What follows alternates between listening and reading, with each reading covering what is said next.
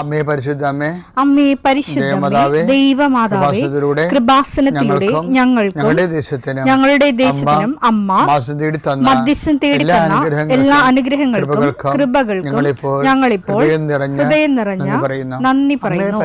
അമ്മേ പരിശുദ്ധമ്മേ ദൈവമാതാവേ, 2004 ഡിസംബർ 7 ഉച്ചകഴിഞ്ഞ് 2:30 കൃപാസനത്തിൽ സംഭവിച്ച അമ്മയുടെ പ്രത്യക്ഷപ്പെടലിനെ കുറിച്ച് തിരുസഭയ്ക്ക് സമർപ്പിച്ചിരിക്കുന്ന പഠനരേഖകളുടെ മേൽ സഭാത്മകമായ പഠനം ആരംഭിക്കുവാൻ ഞങ്ങൾ പ്രാർത്ഥിക്കുന്നു.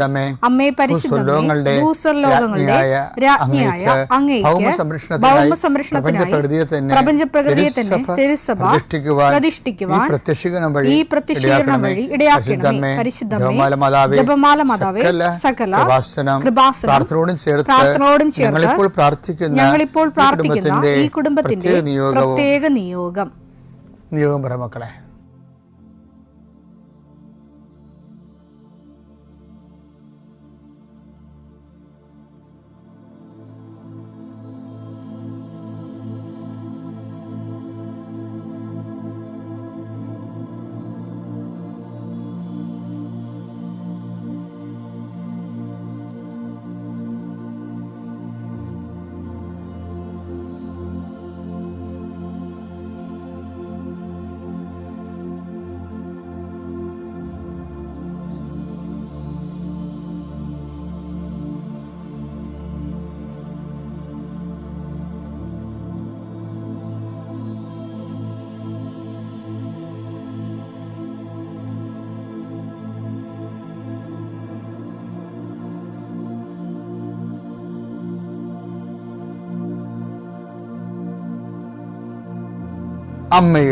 അമ്മയുടെ പ്രത്യക്ഷീകരണത്തിന്റെ ഈ അനുഗ്രഹവേളയിൽ ഞങ്ങൾക്ക് സാധിച്ചു തരുവാൻ കനിയണമേ.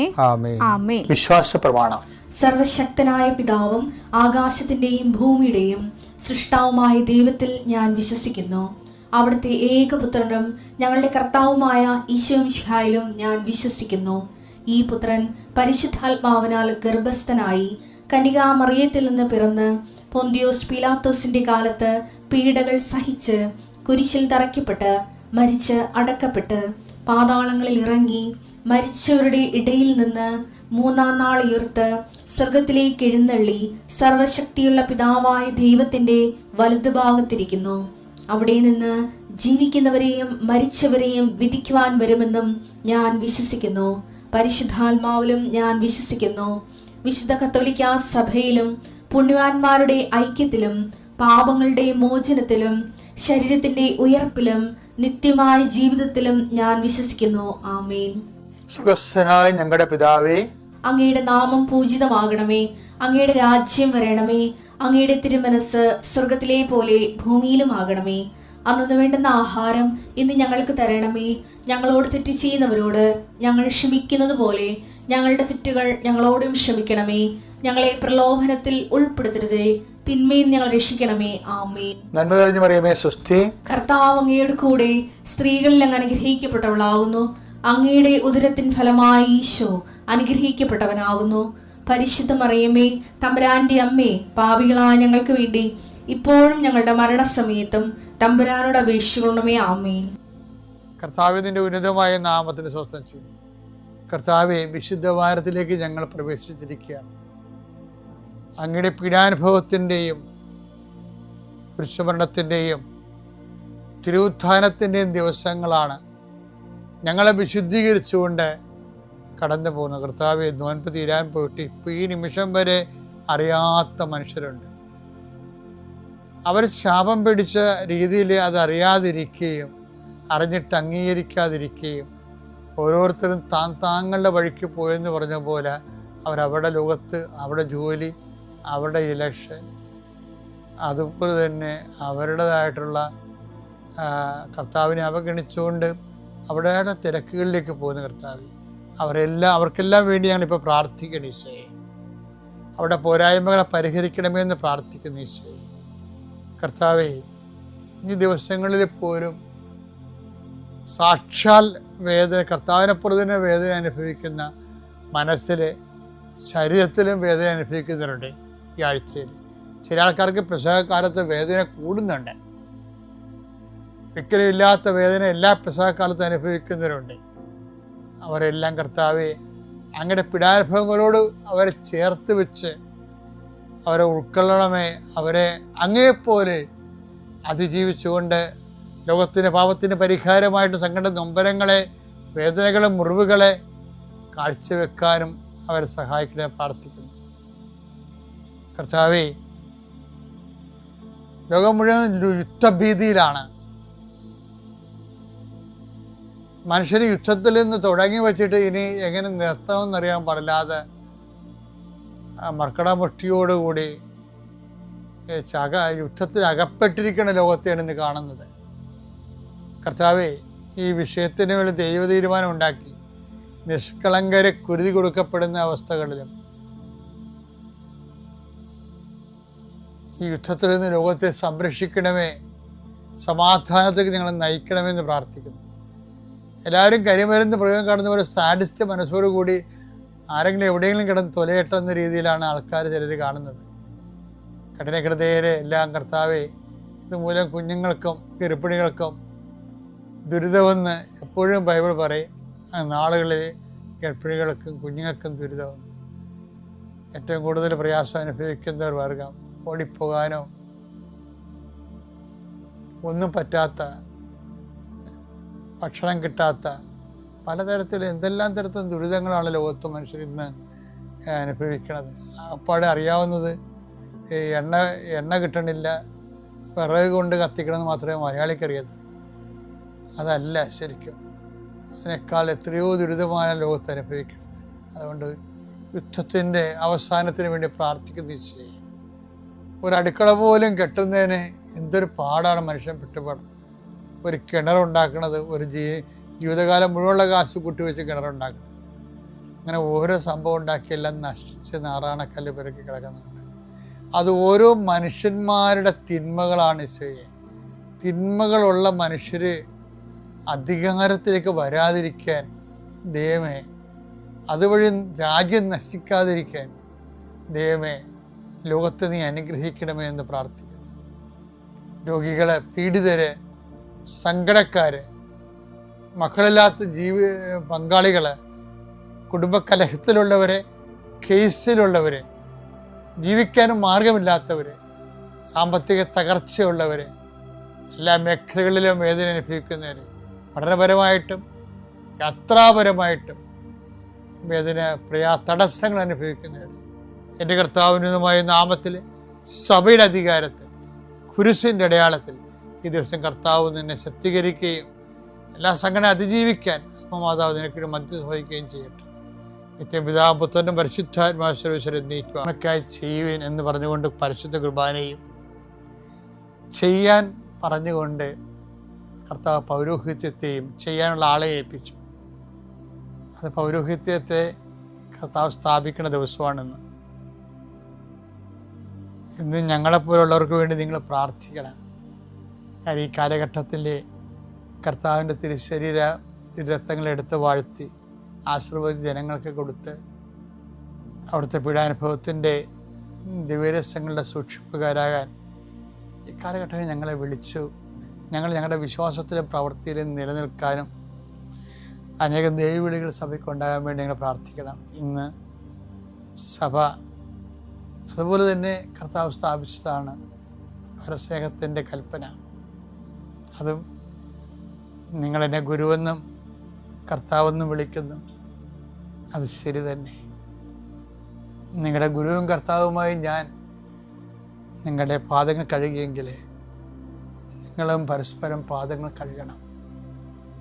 ഇത് അഭിഷേകത്തോടെ ഒരു വ്യക്തി സ്വീകരിച്ച ഈ ലോകത്തിലും കുടുംബത്തിലും സമാധാനം ഉണ്ടാകും. ഇന്നും ഇത് സ്വീകരിക്കപ്പെട്ടിട്ടില്ല എന്നുള്ള സങ്കടകരമായ തിരിച്ചറിവാണ്. സഭ ഇനിയും നിലനിൽക്കേണ്ടി വരും. അതിനുവേണ്ടി നമ്മൾ പ്രവർത്തിക്കേണ്ടി വരും എന്നുള്ള വെല്ലുവിളി നമുക്ക് തരുന്നത്. എങ്കിലും ആവുന്നിടത്തോളം കർത്താവിൻ്റെ വചനത്തോട് ഐക്യദാർഢ്യം പ്രവർത്തിക്കൊണ്ട് കർത്താവ് കുർബാന സ്ഥാപിച്ചതിനാണ് ഏറ്റവും കൂടുതൽ നന്ദി. അഗസ്തീനോസ് പറഞ്ഞ് എപ്പോഴും ഞാൻ ഓർക്കും.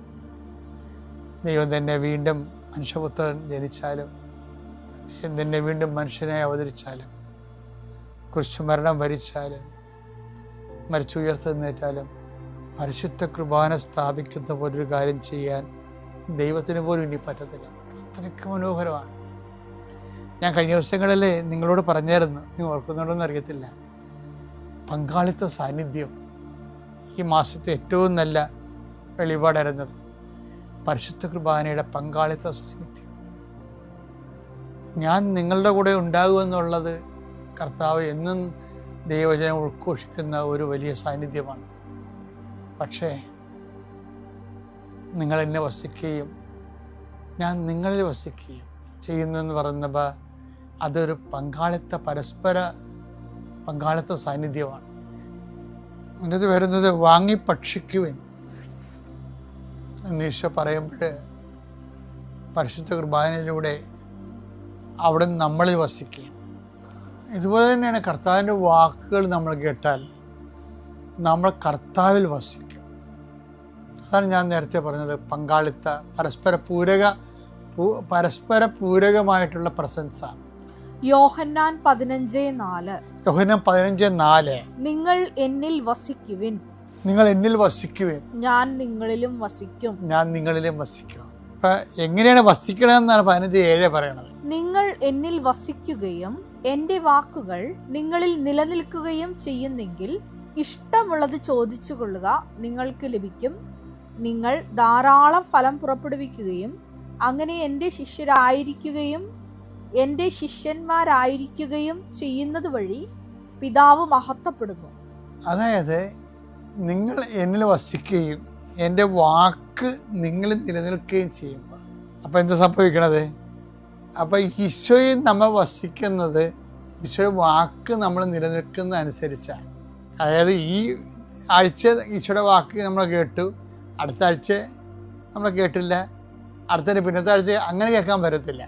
ഇതിൻ്റെ ഒരു കണ്ടിന്യൂറ്റി ഉണ്ട്. അതാണ് എൻ്റെ വാക്ക് നിങ്ങൾ നിലനിൽക്കുന്ന മാത്രമേ യോഹന്നാൻ 15:7 അനുസരിച്ച് കൊണ്ട് കർത്താവ് കണ്ടിന്യൂസ് ആയിട്ട് കർത്താവിൻ്റെ കൃപയെ വചനത്തിൽ നിൽക്കുമ്പോഴത്തേക്കാണ് കർത്താവ് വസിക്കുന്നത്.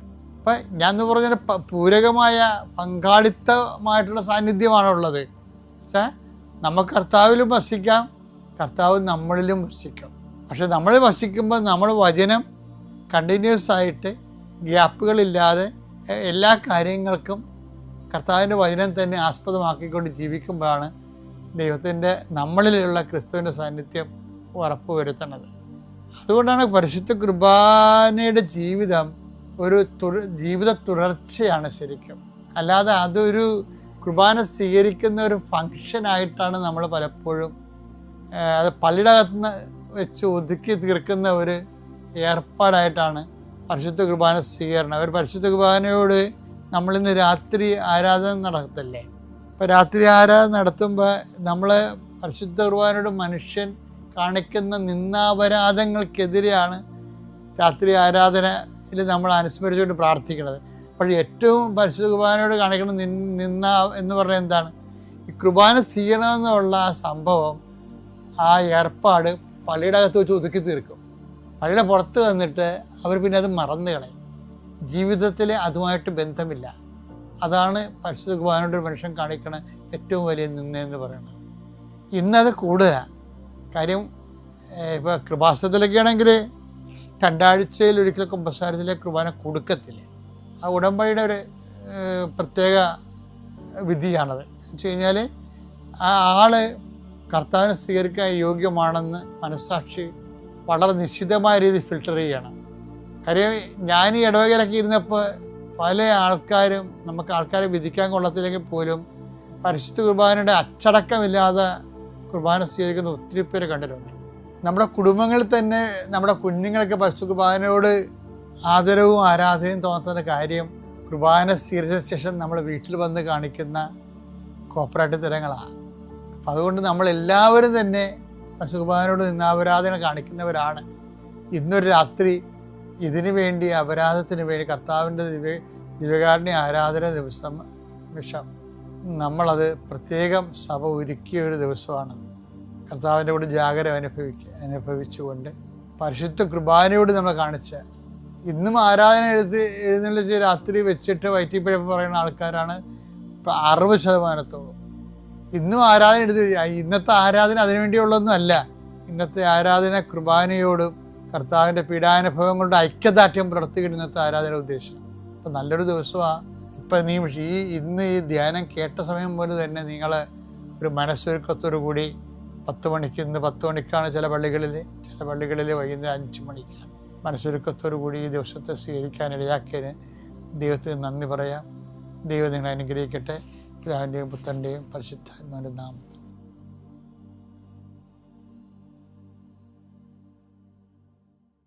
അത്യപൂർവ ദൈവാനുഭവങ്ങൾ ഇനി നിങ്ങൾക്കും സ്വന്തം. ഈ യൂട്യൂബ് ചാനൽ ഇതുവരെ സബ്സ്ക്രൈബ് ചെയ്തിട്ടില്ലെങ്കിൽ ഇപ്പോൾ തന്നെ സബ്സ്ക്രൈബ് ചെയ്യുക. ഈ വീഡിയോ ഇപ്പോൾ തന്നെ നിങ്ങളുടെ സുഹൃത്തുക്കൾക്ക് ഷെയർ ചെയ്തുകൊണ്ട് കർത്താവിൻ്റെ പ്രേക്ഷിതരാകുക. ഈശോമിശിഹായ്ക്ക് സ്തുതിയായിരിക്കട്ടെ. ആദ്യം തന്നെ എന്നെ എൻ്റെ കുടുംബത്തെയും പ്രത്യക്ഷീകരണത്തിന് സാക്ഷിയാക്കി മാറ്റിയ അമ്മ മാതാവിനും തിരുക്കുമാരനും 1000 നന്ദി. എൻ്റെ പേര് സജ്ന. ഞാൻ വരുന്നത് വടക്കേക്കര സെൻറ്റ് മേരീസ് ഇടവക ദേവാലയത്തിൽ നിന്നാണ്. ഞാനിവിടെ ആദ്യമായിട്ട് ഉടമ്പടി എടുക്കുന്നത് മാർച്ച് 26, 2025 ഉടമ്പടി എടുക്കാനുള്ള കാരണം, ഞാൻ ആ സമയം +2 കഴിഞ്ഞ് ജർമ്മനിക്ക് പോകാൻ വേണ്ടിയിട്ട് ലാംഗ്വേജ് പഠിച്ച് എക്സാമിന് പ്രിപ്പയർ ചെയ്തുകൊണ്ടിരിക്കുന്ന സമയമായിരുന്നു. ഉടമ്പടി എടുക്കുന്നതിന് മുമ്പ് ഞാനിവിടെ വന്നിട്ടുണ്ട് എൻ്റെ ചേച്ചിയുടെ കൂടെ. ചേച്ചി നഴ്സിംഗ് ഫൈനൽ എക്സാം ഭയങ്കര ടഫായിട്ട് ഉടമ്പടി പ്രാർത്ഥിച്ച് നല്ല മാർക്കോടുകൂടെ പാസ്സായി ഇവിടെ വന്ന് സാക്ഷ്യം പറഞ്ഞിരുന്നു. സത്യം പറഞ്ഞാൽ എനിക്ക് അതിൽ നിന്ന് ഇൻസ്പയർ ആയിട്ടാണ് ഞാനും ഇവിടെ വന്ന് ഉടമ്പടി എടുക്കാൻ തീരുമാനിച്ചത്. പക്ഷേ ഞാനത്ര വലിയൊരു വിശ്വാസിയോ മാതാവിൻ്റെ വലിയൊരു വിശ്വാസിയോ ഒന്നും ആയിരുന്നില്ല. അതുകൊണ്ട് ഇവിടെ എല്ലാവരും വന്ന് പ്രാർത്ഥിക്കുന്നതൊക്കെ നടക്കുന്നുണ്ട് എന്ന് കേട്ടിട്ട് അങ്ങനെ ഉടമ്പടി എടുക്കാൻ വന്നതാണ്. ഇവിടെ വന്ന് ഉടമ്പടി എടുത്തു. 3 ദിവസങ്ങൾക്ക് ശേഷം എനിക്കൊരു എക്സാം ഉണ്ടായിരുന്നു. മാർച്ച് 29 എനിക്കൊരു എക്സാം ഉണ്ടായിരുന്നു ട്രിവാൻഡ്രം വെച്ച്. അതിനുശേഷം ഏപ്രിൽ 9 വെച്ച് ബാംഗ്ലൂർ വെച്ചൊരു എക്സാം ഉണ്ടായിരുന്നു. അങ്ങനെ 2 എക്സാം ഞാൻ അറ്റൻഡ് ചെയ്തു. അറ്റൻഡ് ചെയ്യാൻ പോകുമ്പോഴൊക്കെ കാശൂപം ഞാൻ ഡ്രസ്സിൽ പിൻ ചെയ്ത് വെക്കും, പിന്നെ തൈലം നെറ്റിയെ തൂക്കും, അങ്ങനെ എല്ലാം ചെയ്തിട്ടാണ് പോകുന്നത്. ഏപ്രിൽ 9 എഴുതിയ എക്സാമിൻ്റെ റിസൾട്ട് എനിക്ക് ആദ്യം വന്നു. ഞാൻ മാതാവിനോട് എപ്പോഴും പറയുമായിരുന്നു, ഇവിടെ ഉടമ്പടി എടുക്കാൻ വന്നവരെല്ലാം മാതാവിൻ്റെ ഓരോ പ്രസൻസ് കിട്ടി, അങ്ങനെ ഓരോ അടയാളങ്ങളൊക്കെ കിട്ടി എന്നൊക്കെ പറയും. അപ്പോൾ എനിക്ക് വലിയ വിശ്വാസമൊന്നും ഇല്ലാത്തതുകൊണ്ട് ഞാൻ പറഞ്ഞു, എനിക്ക് അങ്ങനെ എന്തെങ്കിലും ഒരു അടയാളം തരണം, എങ്കിലും ഞാൻ വിശ്വസിക്കാം എന്ന് പറഞ്ഞിട്ടുണ്ടായിരുന്നു. ഏപ്രിൽ 9 ഞാൻ എക്സാമിന് വേണ്ടി ബാംഗ്ലൂർക്ക് പോകുന്ന അന്ന് രാത്രി മാതാവിന് എനിക്ക് സ്വപ്നത്തിൽ പ്രത്യക്ഷപ്പെട്ടു. ഞാനും മാതാവും എൻ്റെ വീടിൻ്റെ ആ ഒരു പരിസരത്ത് നിൽക്കുന്നതായിട്ടായിരുന്നു ഞാൻ സ്വപ്നം കണ്ടേ. അപ്പോൾ എനിക്ക് എന്തായാലും വിശ്വാസമായി, ഞാൻ എക്സാം പാസ്സാവും, എന്താണെങ്കിലും ഞാൻ പാസ്സാവും. അപ്പോൾ 1 വീക്ക് കഴിഞ്ഞപ്പോഴത്തേക്കും റിസൾട്ട് വന്നു, ഞാൻ ആ എക്സാം പാസ്സായി. പക്ഷേ അതിന് മുമ്പ് മാർച്ച് 29 ഞാൻ എഴുതിയ എക്സാം ഞാൻ പാസ്സായില്ല. ഒന്നാമത് എനിക്ക് വിശ്വാസം ഇല്ലാത്തത് കൊണ്ട് അപ്പം തന്നെ എൻ്റെ വിശ്വാസം പകുതി കുറഞ്ഞു. ഇപ്പം നേരത്തെ എക്സാം എഴുതിയത് അത് എനിക്കറിയാവുന്നത് കൊണ്ട്, അല്ലെങ്കിൽ എൻ്റെ മെറിറ്റ് കൊണ്ട് ഞാൻ പാസ്സായതായിരിക്കാം എന്നൊരു തോന്നലേക്ക് അപ്പം തന്നെ ഞാൻ പോയി, എനിക്ക് വലിയ വിശ്വാസം ഇല്ലാഞ്ഞുകൊണ്ട്. പക്ഷേ എന്നാലും ഇതൊന്ന് ട്രൈ ചെയ്ത് നോക്കാം, എന്തിനാ വിശ്വാസം ഇല്ലാതെ ജീവിക്കുന്നത് എന്നൊക്കെ വിചാരിച്ച് ഞാൻ വിശ്വസിക്കാൻ പ്രാർത്ഥിക്കാനൊക്കെ തന്നെ തീരുമാനിച്ചു. അങ്ങനെ ജൂൺ പിന്നെ ഓഗസ്റ്റ് ഈ 2 മാസവും ഞാൻ 2 മൊഡ്യൂൾ എക്സാം എഴുതി. പക്ഷേ ഈ 2 എണ്ണവും ഞാൻ പാസ്സായില്ല. ഞാൻ പ്രാർത്ഥിച്ച് ഒരുങ്ങി തൈലമൊക്കെ ഉപയോഗിച്ച് കാശുവൊക്കെ കൊണ്ട് തന്നെയാണ് പോയത്. പക്ഷേ ഇത് 2 ഞാൻ പാസ്സായില്ല. അപ്പം ഞാൻ എൻ്റെ ഭൗതികമായ ആവശ്യങ്ങൾ കുറച്ച് സൈഡിലേക്ക് മാറ്റി വെച്ചിട്ട് ഉടമ്പടിയിൽ കോൺസെൻട്രേറ്റ് ചെയ്യാൻ തീരുമാനിച്ചപ്പോഴാണ് എനിക്ക് മനസ്സിലായത്, എൻ്റെ ഉടമ്പടി വർക്കൗട്ട് ആകാത്തതല്ല, വർക്കൗട്ട് ആകുന്നുണ്ട്. എൻ്റെ ആത്മീയമായ ജീവിതം ഒരുപാട് ഇമ്പ്രൂവ് ആയി. ഞാൻ എൻ്റെ പേഴ്സണൽ ആവശ്യങ്ങളല്ല ഉടമ്പടിയിൽ നോക്കേണ്ടത്, മറിച്ച് കുർബാനയ്ക്ക് പോകാൻ 1 വർഷത്തോളം ഞാൻ കുർബാനയ്ക്ക് പോയിട്ട് പോലും ഇല്ല, എനിക്കങ്ങനെ വിശ്വാസമില്ലാത്ത കാരണം. പക്ഷേ പ്രാർത്ഥിക്കാൻ തുടങ്ങി. അങ്ങനെ എൻ്റെ ആത്മീയമായ ഒരുപാട് ഞാൻ വളർന്നു, എൻ്റെ വിശ്വാസക്കുറവൊക്കെ മാറി. അതിനുശേഷം ഞാൻ തീരുമാനിച്ചു, ചിലപ്പോൾ ഇതായിരിക്കില്ല എനിക്ക് പറഞ്ഞിട്ടുള്ളത്, വേറെ ആയിരിക്കാം. അങ്ങനെ ഞാൻ വേറെ ഒരു ലെവൽ എഴുതാൻ വേണ്ടിയിട്ട് എന്തോ ആരോ എനിക്ക് തോന്നിക്കുന്ന പോലെ എനിക്ക് തോന്നി. അപ്പോൾ ഞാൻ അതൊന്ന് ട്രൈ ചെയ്ത് നോക്കാം വിചാരിച്ചു. ഞാൻ 4 മൊഡ്യൂൾ വീണ്ടും പോയി വേറെ ലെവൽ എഴുതി നോക്കി. അന്ന് എക്സാമിൻ്റെ അന്നായിരുന്നു എൻ്റെ അമ്മയുടെ അച്ഛൻ മരിച്ചു. അപ്പോൾ അമ്മയ്ക്ക് എൻ്റെ കൂടെ എക്സാം എഴുതാൻ എൻ്റെ കൂടെ വരാൻ പറ്റിയില്ല. അപ്പോൾ ഞാൻ പറഞ്ഞു, അമ്മയ്ക്ക് വരാൻ പറ്റില്ല, അപ്പം മാതാവ് എൻ്റെ കൂടെ വരണം. അങ്ങനെ ഞാൻ ആ എക്സാം എഴുതാൻ പോയി. എൻ്റെ യാത്രയിൽ ഫുള്ള് മാതാവ് കൂടെ ഉണ്ടായിരുന്നു. ആ 4 മൊഡ്യൂളും ഞാൻ പാസ്സായി. അതിനുശേഷം ഞാൻ വിസയ്ക്ക് അപ്പോയിൻമെൻ്റ് എടുത്തു. ഫെബ്രുവരിയിലായിരുന്നു അപ്പോയിൻമെൻ്റ് എടുത്തത്. പക്ഷേ ഒരു മാസത്തോളം സമയമുണ്ടായിരുന്നു, പ്രോസസ്സിംഗ് ഒക്കെ നടന്നുകൊണ്ടിരിക്കുന്നു. പക്ഷേ എനിക്ക് ഇൻ്റർവ്യൂ ഒന്നും കിട്ടുന്നില്ല. ഇൻ്റർവ്യൂ നടത്തി കോൺട്രാക്റ്റ് കിട്ടിയെങ്കിൽ മാത്രമേ അപ്പോയിൻമെൻറ്റ് പോയിട്ട് കാര്യമുള്ളൂ, അല്ലെങ്കിൽ അങ്ങോട്ട് പോകാൻ പറ്റത്തില്ല.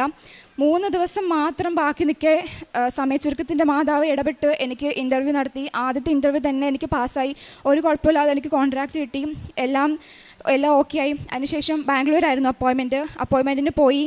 ഞാൻ തൈലമൊക്കെ ഉപയോഗിച്ച് പിന്നെ ഉപ്പൊക്കെ അവിടെ ഇട്ട് പ്രാർത്ഥിച്ചിട്ടൊക്കെയാണ് പോയത്. ഇൻ്റർവ്യൂ നന്നായിട്ട് തന്നെ പോയി. അതുവരെ എൻ്റെ ജീവിതത്തിൽ പരാജയങ്ങളായിരുന്നെങ്കിലും പിന്നീട് എൻ്റെ ജീവിതത്തിൽ കുറേ തടസ്സങ്ങളായിരുന്നു വരാൻ തുടങ്ങിയത്. തടസ്സങ്ങൾ എന്ന് പറഞ്ഞാൽ അപ്പോയിൻമെൻറ്റ് കഴിഞ്ഞു, പക്ഷേ 1 മാസത്തോളം കഴിഞ്ഞിട്ടും ഒരു ഇൻഫർമേഷനും ഇല്ല. എനിക്കാണെങ്കിൽ അവിടെ ജർമ്മനിയിൽ ജോയിൻ ചെയ്യേണ്ട ഡേറ്റും ആകാറായി. എനിക്ക് അവിടുന്ന് നല്ല പ്രഷറുണ്ട്. ഞാൻ പറഞ്ഞു എനിക്കിനി ഈ ടെൻഷൻ അനുഭവിക്കാൻ വയ്യ. ഒത്തിരി ഞാൻ ടെൻഷൻ അടിച്ചു, കാരണം സമയം പൊക്കോണ്ടിരിക്കുന്നു. ഞാൻ പറഞ്ഞു എനിക്കിനി ടെൻഷൻ അടിക്കാൻ വയ്യ, അതുകൊണ്ട് ഞാനൊരു ഡേറ്റ് വെക്കും, ആ ഡേറ്റിന് എനിക്ക് തരണം, എനിക്കിവിടെ ഒന്ന് സാക്ഷ്യം പറയാനുള്ളതാണ്, ആ ഡേറ്റ് തന്നെ എനിക്ക് തരണം എന്ന് ഞാൻ വെച്ചു. ഞാൻ വെച്ച തീയതി മാർച്ച് 26 മാർച്ച് 26 ഇന്നലെ രാവിലെ എനിക്ക് വിസ അടിച്ച് കിട്ടി. ഇന്നലെ ഉച്ചയായപ്പോഴത്തേക്കും വന്നു.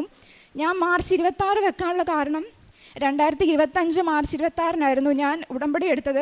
ഇന്നലെ കൃത്യം 1 വർഷം പൂർത്തിയായപ്പോൾ ഞാൻ വെച്ച ആഗ്രഹങ്ങളെല്ലാം സാധിച്ചു കിട്ടി. അതിനുശേഷം ഇപ്പം അറിയാമല്ലോ, ഇപ്പോൾ യുദ്ധത്തിൻ്റെ സാഹചര്യങ്ങൾ കാരണം ഫ്ലൈറ്റ് ടിക്കറ്റൊക്കെ ഭയങ്കര എമൗണ്ടാണ്, ലക്ഷങ്ങളാണ് ഒരു 1 വേ തന്നെ. അപ്പോൾ പ്രാർത്ഥിച്ച് അത് വളരെ ചെറിയൊരു എമൗണ്ട് തന്നെ ഫ്ലൈറ്റ് ടിക്കറ്റ് എടുക്കാൻ പറ്റി. ഇപ്പോൾ കുഴപ്പമൊന്നുമില്ല. ഇപ്പോൾ നെക്സ്റ്റ് വീക്ക് ഞാൻ ജർമ്മനിക്ക് പോവുകയാണ്.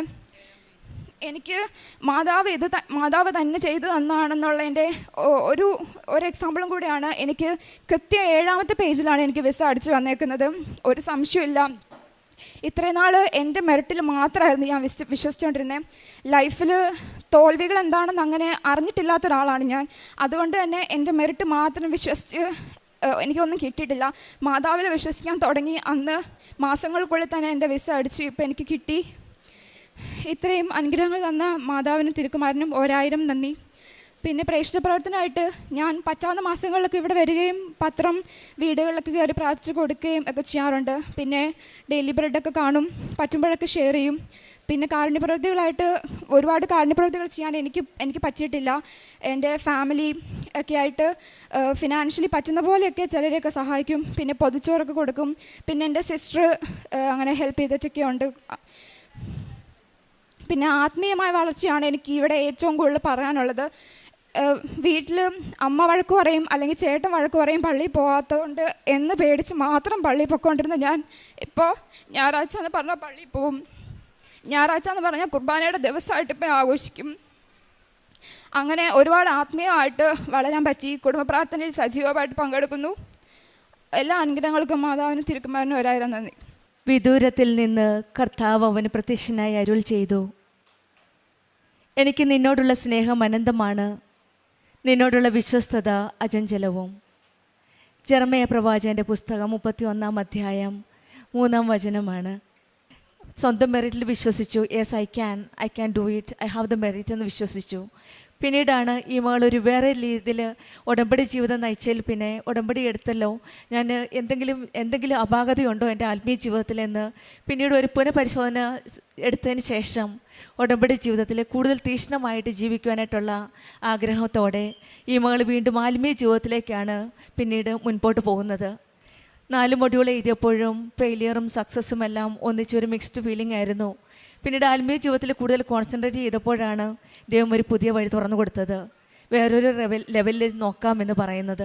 അങ്ങനെയാണ് ഈ മകൾ വേറെ കാറ്റഗറിയിലേക്കുള്ള എക്സാമിന് വേണ്ടി റെഡി ആവുകയും ആ എക്സാമിന് പോകുന്ന ദിവസം എപ്പോഴും സ്വന്തം അമ്മയുടെ കൂടെയാണ് പരീക്ഷയ്ക്ക് പോകാറുള്ളത്. പക്ഷെങ്കിൽ ആ പരീക്ഷയുടെ ദിവസം അമ്മയുടെ അച്ഛൻ മരിച്ചു പോയതിന് കാരണം അതുകൊണ്ട് അമ്മയ്ക്ക് പോകാൻ പറ്റിയില്ല. പരിശുദ്ധ അമ്മ കൃപാസനം അമ്മയോട് കൂടിക്കൊണ്ടാണ് ഈ മകൾ പരീക്ഷയ്ക്ക് പോയത്.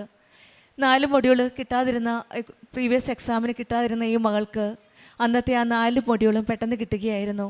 അത് പരിശുദ്ധ അമ്മയുടെ ഒരു വലിയ ഇടപെടലാണ്. Not by merit but by grace.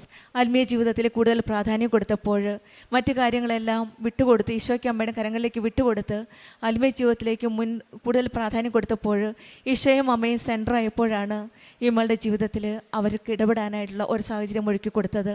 അങ്ങനെയാണ് ഈ മകൾ പാസ്സായത്. പിന്നീടുള്ള വിസ അപ്പോയിൻമെൻ്റ് ആയിട്ടാണ് വിസയുടെ ഡീറ്റെയിൽസാണ് നമ്മൾ ഷെയർ ചെയ്തത്. 3 ദിവസം ബാക്കിയിരിക്കുകയാണ് സമയ ചുരുക്കത്തിൻ്റെ അമ്മ അവിടെയും ഇടപെട്ട് ടൈം ഷോർട്ടനിങ് അമ്മയാണ് കോൺട്രാക്റ്റ് പെട്ടെന്ന് കിട്ടുകയും ചെയ്തു. അതും സമയ ചുരുക്കത്തിൻ്റെ അമ്മയോട് പ്രാർത്ഥിച്ചപ്പോൾ ആ അമ്മ കേൾക്കാതിരിക്കുമോ പ്രാർത്ഥന. പിന്നീടാണ് ഡേറ്റ് ഇട്ട് വീണ്ടും ടിക്കറ്റിന് വേണ്ടിയിട്ടുള്ള ശ്രമമായിരുന്നു.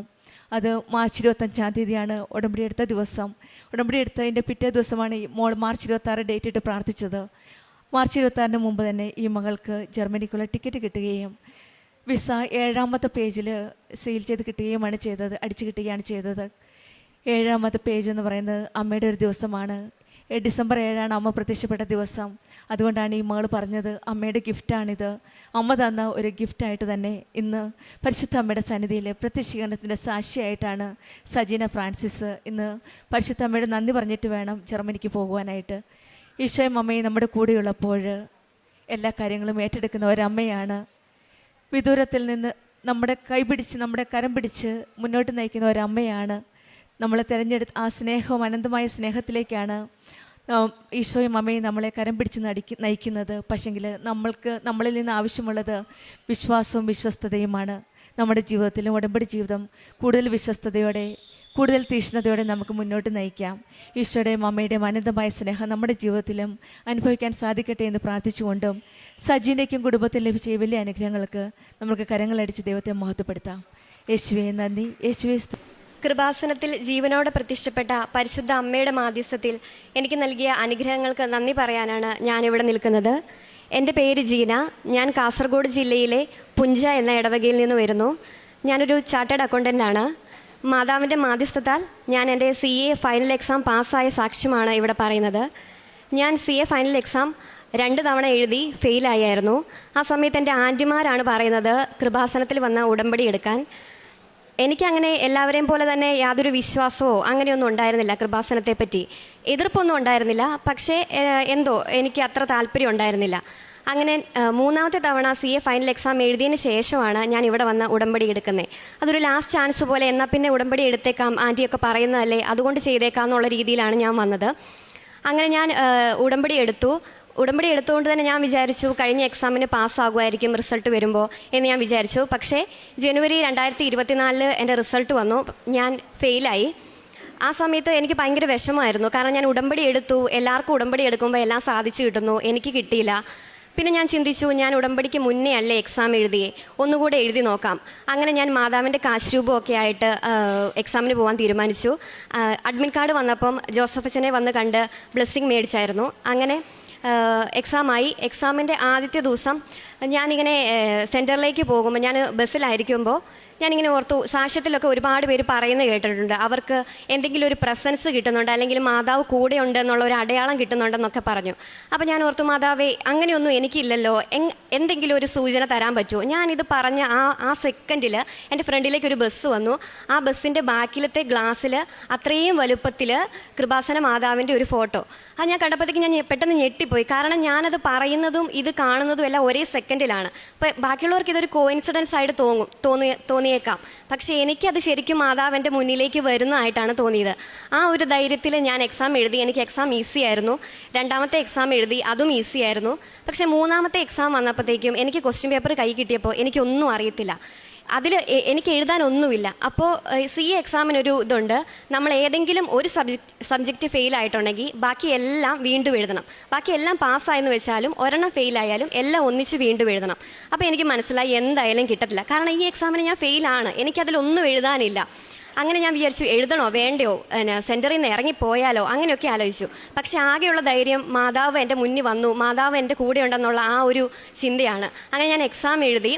ജൂലൈ 2024 റിസൾട്ട് വന്നു. റിസൾട്ട് വരുന്ന അന്ന് ഞാനിവിടെ കൃപാസനത്തിൽ വന്നു, ഉടമ്പടി പുതുക്കി. രാവിലെ റിസൾട്ട് വന്നായിരുന്നു. ഞാൻ ഉടമ്പടി എല്ലാം പുതുക്കി കഴിഞ്ഞിട്ടാണ് ഞാൻ റിസൾട്ട് നോക്കുന്നത്. ഞാൻ പാസ്സായി. CA ഫൈനൽ ഫസ്റ്റ് ഗ്രൂപ്പ് പാസ്സായി. അതിന് എൻ്റെ കഴിവ് കൊണ്ടല്ല, എൻ്റെ കഴിവ് കൊണ്ടല്ല, ദൈവത്തിൻ്റെ കൃപ കൊണ്ടാണെന്ന് എന്നെ ബോധ്യപ്പെടുത്താൻ വേണ്ടിയാണ് ആ 3ാമത്തെ എക്സാം അത്രയും ടഫായെന്ന് ഞാൻ വിശ്വസിക്കുന്നു. അങ്ങനെ പിന്നെ നവംബർ 2024 വേണ്ടിയിട്ട് ഞാൻ വീണ്ടും പ്രിപ്പയർ ചെയ്തു സെക്കൻഡ് ഗ്രൂപ്പിന് വേണ്ടിയിട്ട്. പക്ഷേ ആ സമയത്ത് എനിക്ക് അധികം പഠിക്കാനൊന്നും പറ്റിയില്ല. ഞാനൊരു 50% പഠിച്ചിട്ടുള്ളൂ. അപ്പോൾ എനിക്കറിയാം ഞാൻ എഴുതിയിട്ടുണ്ടെങ്കിൽ അല്ലെങ്കിൽ ഞാൻ എഫേർട്ട് ഇട്ടിട്ടില്ല. അപ്പോൾ ഞാൻ മാതാവിനോട് ചോദിച്ചു, മാതാവ് ഞാനിത് എഴുതണോ? ഞാനൊന്നും ചെയ്തിട്ടില്ല എൻ്റെ ഭാഗത്തുനിന്ന്, ഞാൻ എങ്ങനെ നിന്നോട് ചോദിക്കും? ലാസ്റ്റ് ടൈം നീ എൻ്റെ കൂടെ വന്ന് എനിക്ക് ചെയ്ത് തന്നു, പക്ഷേ ഇത്തവണ എനിക്ക് ചോദിക്കാനുള്ളൊരു യോഗ്യത പോലും ഇല്ല. അപ്പോൾ ഞാൻ മാതാവിനോട് പറഞ്ഞു, മാതാവേ നീ എൻ്റെ കൂടെ വരുന്നുണ്ടെങ്കിൽ മാത്രം ഞാൻ എക്സാം എഴുതിയാൽ മതി, ഇല്ലെങ്കിൽ ഞാൻ എഴുതുന്നില്ല, എഴുതിയിട്ട് ഫെയിൽ ആവാൻ എനിക്ക് വയ്യ. അങ്ങനെ ഞാൻ പറഞ്ഞു. അങ്ങനെ ഞാൻ ഇവിടെ വന്ന് വീണ്ടും ഉടമ്പടി പുതുക്കുന്ന ആദ്യത്തെ തവണ ഉടമ്പടി എടുക്കാൻ നേരത്ത് പ്രദക്ഷിണത്തിൻ്റെ സമയത്ത് എനിക്കാണ് മാതാവിനെ പിടിക്കാൻ കിട്ടിയത്. അതേപോലെ ഞാൻ 3ാമത്തെ തവണ ഇവിടെ ഉടമ്പടി പുതുക്കാൻ വന്നപ്പോൾ അന്നും എനിക്ക് മാതാവിനെ പിടിക്കാൻ കിട്ടി. അപ്പോൾ എനിക്ക് ഭയങ്കര ഒരു ധൈര്യമായി. എനിക്ക് ഞാനൊന്നും ചെയ്തിട്ടില്ലെങ്കിലും അല്ലെങ്കിൽ മാതാവിൻ്റെ കൂടെ വരുന്നുണ്ടെന്നൊരു സൂചന തന്നതാണ്, ഞാൻ ചോദിച്ചതിനുള്ളൊരു റിപ്ലൈ ആണെന്ന് ഞാൻ വിചാരിച്ചു. അങ്ങനെ ഞാൻ എക്സാം എഴുതാൻ തീരുമാനിച്ചു. പ്രിപ്പറേഷൻസ് ഒന്നും ആയിട്ടില്ല, പക്ഷേ ഞാൻ എക്സാം എഴുതാൻ തീരുമാനിച്ചു.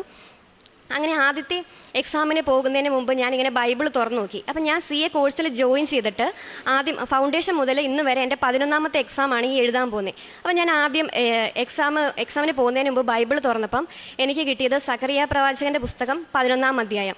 അതിലിങ്ങനെ എഴുതിയിരിക്കുന്നത്, ഞാൻ കൃപയുടെ വടിയെടുത്ത് ഒടിച്ചു കളഞ്ഞു, സകല ജനതകളുമായി ഞാൻ ചെയ്ത എൻ്റെ ഉടമ്പടി അസാധുവാക്കി, അത് ഇന്ന് തന്നെ അസാധുവായി. ഇത് കണ്ടപ്പോഴത്തേക്ക് ഞാൻ ഞെട്ടിപ്പോയി. കാരണം എൻ്റെ ഉടമ്പടി അസാധുവായി, അല്ലെങ്കിൽ കൃപയുടെ വടി ദൈവം ഒടിച്ചു കളഞ്ഞു എന്നാണ് പറയുന്നത്. അപ്പോൾ ഈ ഒരു സാഹചര്യത്തിൽ എനിക്കറിയത്തില്ല, മാതാവ് എൻ്റെ കൂടെ വന്നു, ഞാൻ പ്രദക്ഷിണത്തിന് എനിക്ക് മാതാവിനെ പിടിക്കാൻ കിട്ടി, പക്ഷേ ഇപ്പം ഇങ്ങനെ ഒരു വചനം, അപ്പോൾ എനിക്ക് അറിയത്തില്ല ഇതെന്താ ഇതിൻ്റെ അർത്ഥമൊന്നും.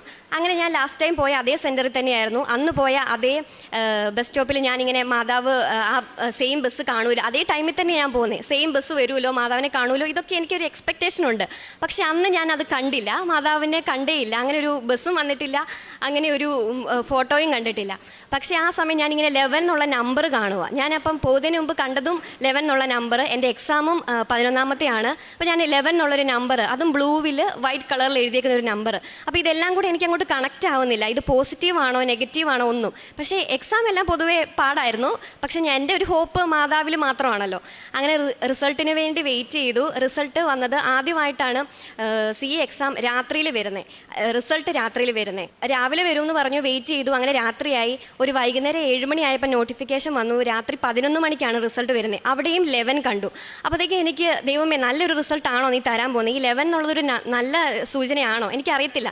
അങ്ങനെ ഞാൻ വിചാരിച്ചു. അപ്പോൾ അതിന് മുന്നേ റിസൾട്ട് വരുന്നതിന് ഒരു രണ്ടാഴ്ച മുന്നേ ഞാനൊരു സ്വപ്നം കണ്ടായിരുന്നു. രാത്രിയിൽ ഇങ്ങനെ ആകാശത്ത് വലിയൊരു മഴവില്ല്. അപ്പോൾ എനിക്കൊരു എന്താണെന്ന് എനിക്ക് മനസ്സിലായില്ല. രാത്രിയിൽ അങ്ങനെ നമ്മൾ മഴവില്ല് കാണുന്ന ഒരു സാധ്യതയും ഇല്ലല്ലോ, എങ്ങനെയാണ് രാത്രിയിൽ മഴവില്ല് കാണുന്നത്? അതേപോലെ ജോസഫ് അച്ഛനെ ഞാൻ സ്വപ്നത്തിൽ കണ്ടു. അച്ഛൻ ഇങ്ങനെ വന്നിട്ട് എൻ്റെ തലയിൽ ഇങ്ങനെ തലോടുന്ന ഒരു സ്വപ്നം. അപ്പോൾ ഇത് രണ്ടും എനിക്കൊരു പോസിറ്റീവ്നെസ് ആയിരുന്നു. അതേപോലെ റിസൾട്ട് 11 മണിക്ക് വരും എന്നുള്ള നോട്ടിഫിക്കേഷൻ കണ്ടപ്പോഴും ഞാൻ ഈ പ്രതീക്ഷയിലായിരുന്നു. പക്ഷേ റിസൾട്ട് വന്നു, ഞാൻ ഫെയിലായി. അപ്പോൾ എനിക്ക് ഒന്നും അങ്ങോട്ട് കണക്റ്റ് ആവുന്നില്ല. എന്താ മാതാവ് തരുന്ന സൂചന, അത് പോസിറ്റീവാണോ നെഗറ്റീവാണോ? ലാസ്റ്റ് ടൈം എൻ്റെ കഴിവിലല്ല, മാതാവ് ദൈവത്തിൻ്റെ കൃപയാലും എനിക്ക് സാധിച്ചു തന്നു. പക്ഷെ ഇത്തവണ ഞാൻ സെയിം തന്നെ പ്രാർത്ഥിച്ചു, പക്ഷേ എനിക്ക് ചെയ്തു തന്നില്ല. എന്താണെന്നൊരു ഭയങ്കര കൺഫ്യൂഷനായിരുന്നു. അങ്ങനെ ഞാൻ ഓർത്തു, പിന്നെ ഞാൻ എൻ്റെ പോരായ്മ കൊണ്ടായിരിക്കും, ഞാൻ ഉടമ്പടിയിൽ പിന്നോട്ട് പോയിരുന്നു, അതുകൊണ്ടായിരിക്കാം ഇങ്ങനെ സംഭവിച്ചത്. ദൈവം എനിക്ക് വചനത്തിൽ ആദ്യം തന്നതുപോലെ തന്നെ കൃപ ഈ അറ്റംപ്റ്റിൽ വർക്കായിട്ടുണ്ടാവത്തില്ല, ഞാൻ കുറച്ചും കൂടെ മുന്നോട്ട് വരണം, അതുകൊണ്ടായിരിക്കും ഞാൻ വിചാരിച്ചു. അങ്ങനെ മെയ് 2025 ഞാൻ വീണ്ടും എക്സാം പ്രിപ്പയർ ചെയ്തു. അങ്ങനെ ഞാൻ ആ എക്സാം എൻ്റെ 12ാമത്തെ എക്സാം ആണല്ലോ. അപ്പം ഞാനിങ്ങനെ പറഞ്ഞു, അച്ഛൻ ഇങ്ങനെ ധ്യാനത്തിൽ പറയാറുണ്ട് 12 എന്നുള്ളത് ഒരു കംപ്ലീറ്റ് നമ്പറാണ്. അപ്പം ഞാൻ പറഞ്ഞു 12 എന്നുള്ളൊരു കംപ്ലീറ്റ് നമ്പറാണ്, ഇതെൻ്റെ 12ാമത്തെ എക്സാമാണ്, ഇനി ഞാൻ എഴുതത്തില്ല, എനിക്ക് മാതാവ് തരുവാണെങ്കിൽ തന്നാൽ മതി, അത് ഞാൻ വേണമെന്ന് പറയുന്നില്ല, എനിക്ക് മാതാവിന് ഇഷ്ടമുണ്ടെങ്കിൽ എനിക്കത് തന്നാൽ മതി, പക്ഷേ ഈ 12ാമത്തെ എക്സാം കൂടി ഞാനിത് നിർത്തും, വീണ്ടും ഞാൻ ഇനി എഴുതത്തില്ല എന്ന് പറഞ്ഞു. അങ്ങനെ ഞാൻ ആദ്യത്തെ എക്സാമിന് പോകാൻ വേണ്ടി ഞാൻ ബൈബിൾ തുറന്നപ്പോൾ എനിക്ക് കിട്ടുന്നത് ഏശയ്യാ പ്രവാചകൻ്റെ പുസ്തകം 12ാം അധ്യായം. 12ാം അധ്യായത്തിൽ അത് കറക്റ്റ് 12 എന്നുള്ള നമ്പർ കിട്ടിയപ്പോഴേക്കും എനിക്ക് സന്തോഷമായി. 12ാമത്തെ അധ്യായത്തിൽ ഇങ്ങനെയായിരുന്നു എഴുതിയിട്ടുണ്ടായിരുന്നത്, അന്ന് നീ പറയും ഞാൻ കർത്താവിന് നന്ദി പറയും, അങ്ങനെ ഒരു വചനമായിരുന്നു. അപ്പോൾ അതൊരു ഭയങ്കര പോസിറ്റീവായിട്ടുള്ള ഒരു വേർഡിങ്സ് ആയിരുന്നു. അതെനിക്ക് ഭയങ്കരമായിട്ട് ഒരു സന്തോഷം തന്നു. അങ്ങനെ ഞാൻ എക്സാം എഴുതാൻ പോയി. ആദ്യത്തെ എക്സാം ഈസി ആയിരുന്നു. പക്ഷേ ഈ എക്സാമിന് തലേദിവസം എനിക്ക് ഭയങ്കര ടെൻഷനായിരുന്നു. തലേദിവസം എനിക്ക് ഒന്നും പഠിക്കാൻ പറ്റുന്നുണ്ടായിരുന്നില്ല. ഇത്രയും നാളിരുന്ന് പഠിച്ചിട്ടും തലേദിവസം ആയപ്പോഴത്തേക്ക് എനിക്കൊന്നും ചെയ്യാൻ പറ്റുന്നില്ല, നാളത്തെ എക്സാം എഴുതണ്ട, ഇങ്ങനെയൊക്കെയുള്ളൊരു ചിന്തയായിരുന്നു എനിക്ക്. അന്നേരം ഞാൻ ഓർത്തു, മാതാവ് ഇനി ഒരു ദിവസം കൂടെ, അല്ലെങ്കിൽ ഇനിയുള്ള എക്സാമും ഈ ടെൻഷൻ ടെൻഷനോടുകൂടെ എനിക്ക് മുമ്പോട്ട് പോകാൻ പറ്റത്തില്ല. എന്ത് ചെയ്യും? ഒരു ദിവസം കൊണ്ട് ഈ കംപ്ലീറ്റ് പോർഷനും കവർ ചെയ്ത് തീർക്കാൻ എനിക്ക് പറ്റത്തില്ല. എനിക്ക് അത്രയും ടെൻഷനാണ്. തലേദിവസം ഞാൻ ആ ടെൻഷൻ വന്ന സമയത്തെല്ലാം യൂട്യൂബ് തുറന്നു വെച്ച് സാക്ഷ്യങ്ങൾ കേട്ടോണ്ടിരിക്കുമായിരുന്നു. അങ്ങനെ അന്ന് ആദ്യത്തെ എക്സാം കഴിഞ്ഞു വന്നു. അന്ന് വൈകുന്നേരം ഒരു നോട്ടിഫിക്കേഷൻ വന്നു, CA എക്സാം പോസ്റ്റ്പോൺ ചെയ്തു. അതിൻ്റെ കാരണം അന്ന് ഇന്ത്യ പാകിസ്ഥാൻ യുദ്ധം നടക്കുന്നുണ്ടായിരുന്നു. ആ സമയത്ത് നോർത്തിലൊക്കെ പ്രശ്നമായതുകൊണ്ടാണ് എക്സാം മാറ്റിവെച്ചത്. CA എക്സാം ഇന്നോളം എക്സാം പോസ്റ്റ്പോൺ ചെയ്തിട്ടില്ല. കൊറോണ ടൈമിൽ പോലും അത് നടത്തിയിട്ടുണ്ടായിരുന്നു. ആ ഒരു ടൈമിലാണ് ഈ എക്സാം പോസ്റ്റ്പോൺ ചെയ്യുന്നത്. അപ്പോഴത്തേക്ക് എനിക്കൊരു വലിയ ആശ്വാസമായി. കാരണം എനിക്ക് പഠിക്കാനുള്ള സമയം കിട്ടി. അങ്ങനെ അപ്പോൾ പിറ്റേ ദിവസം ഒരു ദിവസം കഴിഞ്ഞു. പക്ഷേ ഇനി എന്നാ എക്സാം വരുന്നതെന്ന് യാതൊരു ഐഡിയയും ഇല്ല. അപ്പോൾ ഞാൻ മാതാവിനോട് പറഞ്ഞു, മാതാവേ, ഇത് ഒരുപാട് നാളിങ്ങനെ പോസ്റ്റ്പോൺ ആയി പോയിട്ടുണ്ടെങ്കിൽ എന്താവും അവസ്ഥ? ഒരു 5 ദിവസം മതി, ഒരു 5 ദിവസമൊക്കെ കഴിയുമ്പോഴത്തേക്കും റീഷെഡ്യൂൾ ചെയ്തോളൂ എന്നുള്ള രീതിയിൽ പറഞ്ഞു. അന്ന് വൈകുന്നേരം തന്നെ നോട്ടിഫിക്കേഷൻ വന്നു. കറക്റ്റ് 5 ദിവസം കഴിഞ്ഞപ്പോഴത്തേക്കും എക്സാം വീണ്ടും റീഷെഡ്യൂൾ ചെയ്തു. അങ്ങനെ രണ്ടാമത്തെ എക്സാമും കഴിഞ്ഞു. രണ്ടാമത്തെ എക്സാമും വലിയ കുഴപ്പമില്ലായിരുന്നു. ലാസ്റ്റ് ഏറ്റവും ഫൈനൽ എക്സാമിന് പോകുന്നതിന് മുമ്പ് ഞാൻ ഇതുപോലെ ബൈബിൾ തുറന്നു നോക്കി. അന്ന് എനിക്ക് കിട്ടി സങ്കീർത്തനങ്ങൾ 108. സങ്കീർത്തനങ്ങൾ 108 കണ്ടപ്പോൾ ഈ നമ്പർ എവിടെയോ എനിക്ക് സ്ട്രൈക്ക് ആവുന്ന പോലെ തോന്നി. 108 എന്തോ കണക്ഷൻ ഉള്ളൂ. ഞാൻ നോക്കുമ്പോൾ അതെൻ്റെ റോൾ നമ്പറാണ്. 152108 ആണ് എൻ്റെ റോൾ നമ്പർ. ആ സങ്കീർത്തനത്തിലും ഞാൻ ജനതകളുടെ ഇടയിൽ സാക്ഷ്യം പറയും, കർത്താവിന് നന്ദി പറയും എന്നായിരുന്നു എഴുതിയിട്ടുണ്ടായിരുന്നേ. അങ്ങനെ എനിക്ക് ഭയങ്കര ഒരു സന്തോഷമായി. അങ്ങനെ ജൂലൈ 2025 റിസൾട്ട് വന്നു. ഞാൻ ഇവിടെ തന്നെ കൃപാസനത്തിൽ വന്ന് അച്ഛൻ്റെ ധ്യാനം നടക്കുന്നുണ്ടായിരുന്നു. ധ്യാനം കൂടിയതിന് ശേഷമാണ് ഞാൻ റിസൾട്ട് നോക്കുന്നത്. റിസൾട്ട് വന്നു. ഞാൻ പാസ്സായി. അങ്ങനെ ഞാൻ CA ക്വാളിഫൈഡ് ആയി. ഇതെൻ്റെ കഴിവ് കൊണ്ടല്ല, ദൈവത്തിൻ്റെ കൃപ കൊണ്ട് മാത്രമാണ് സാധിച്ചത്. എൻ്റെ റിസൾട്ട് വരുന്നതിന് ഒരു 2 ആഴ്ച മുമ്പ് ഞാനിങ്ങനെ പ്രാർത്ഥിക്കുമ്പോൾ എൻ്റെ നീല മെഴുകുതിരിയിൽ P എന്ന് പറയുന്ന ഒരു ലെറ്റർ ഇങ്ങനെ തെളിഞ്ഞു വന്നു. മെഴുകുതിരി P ആയിട്ട് വന്നു. എൻ്റെ ജീവിതത്തിൽ ഇതുവരെ ഞാൻ മെഴുകുതിരി ഇങ്ങനെ ഉരുകി വീഴുന്ന കണ്ടിട്ടില്ല. അതിൻ്റെ ഫോട്ടോ ഞാൻ കാണിച്ചു തരാം.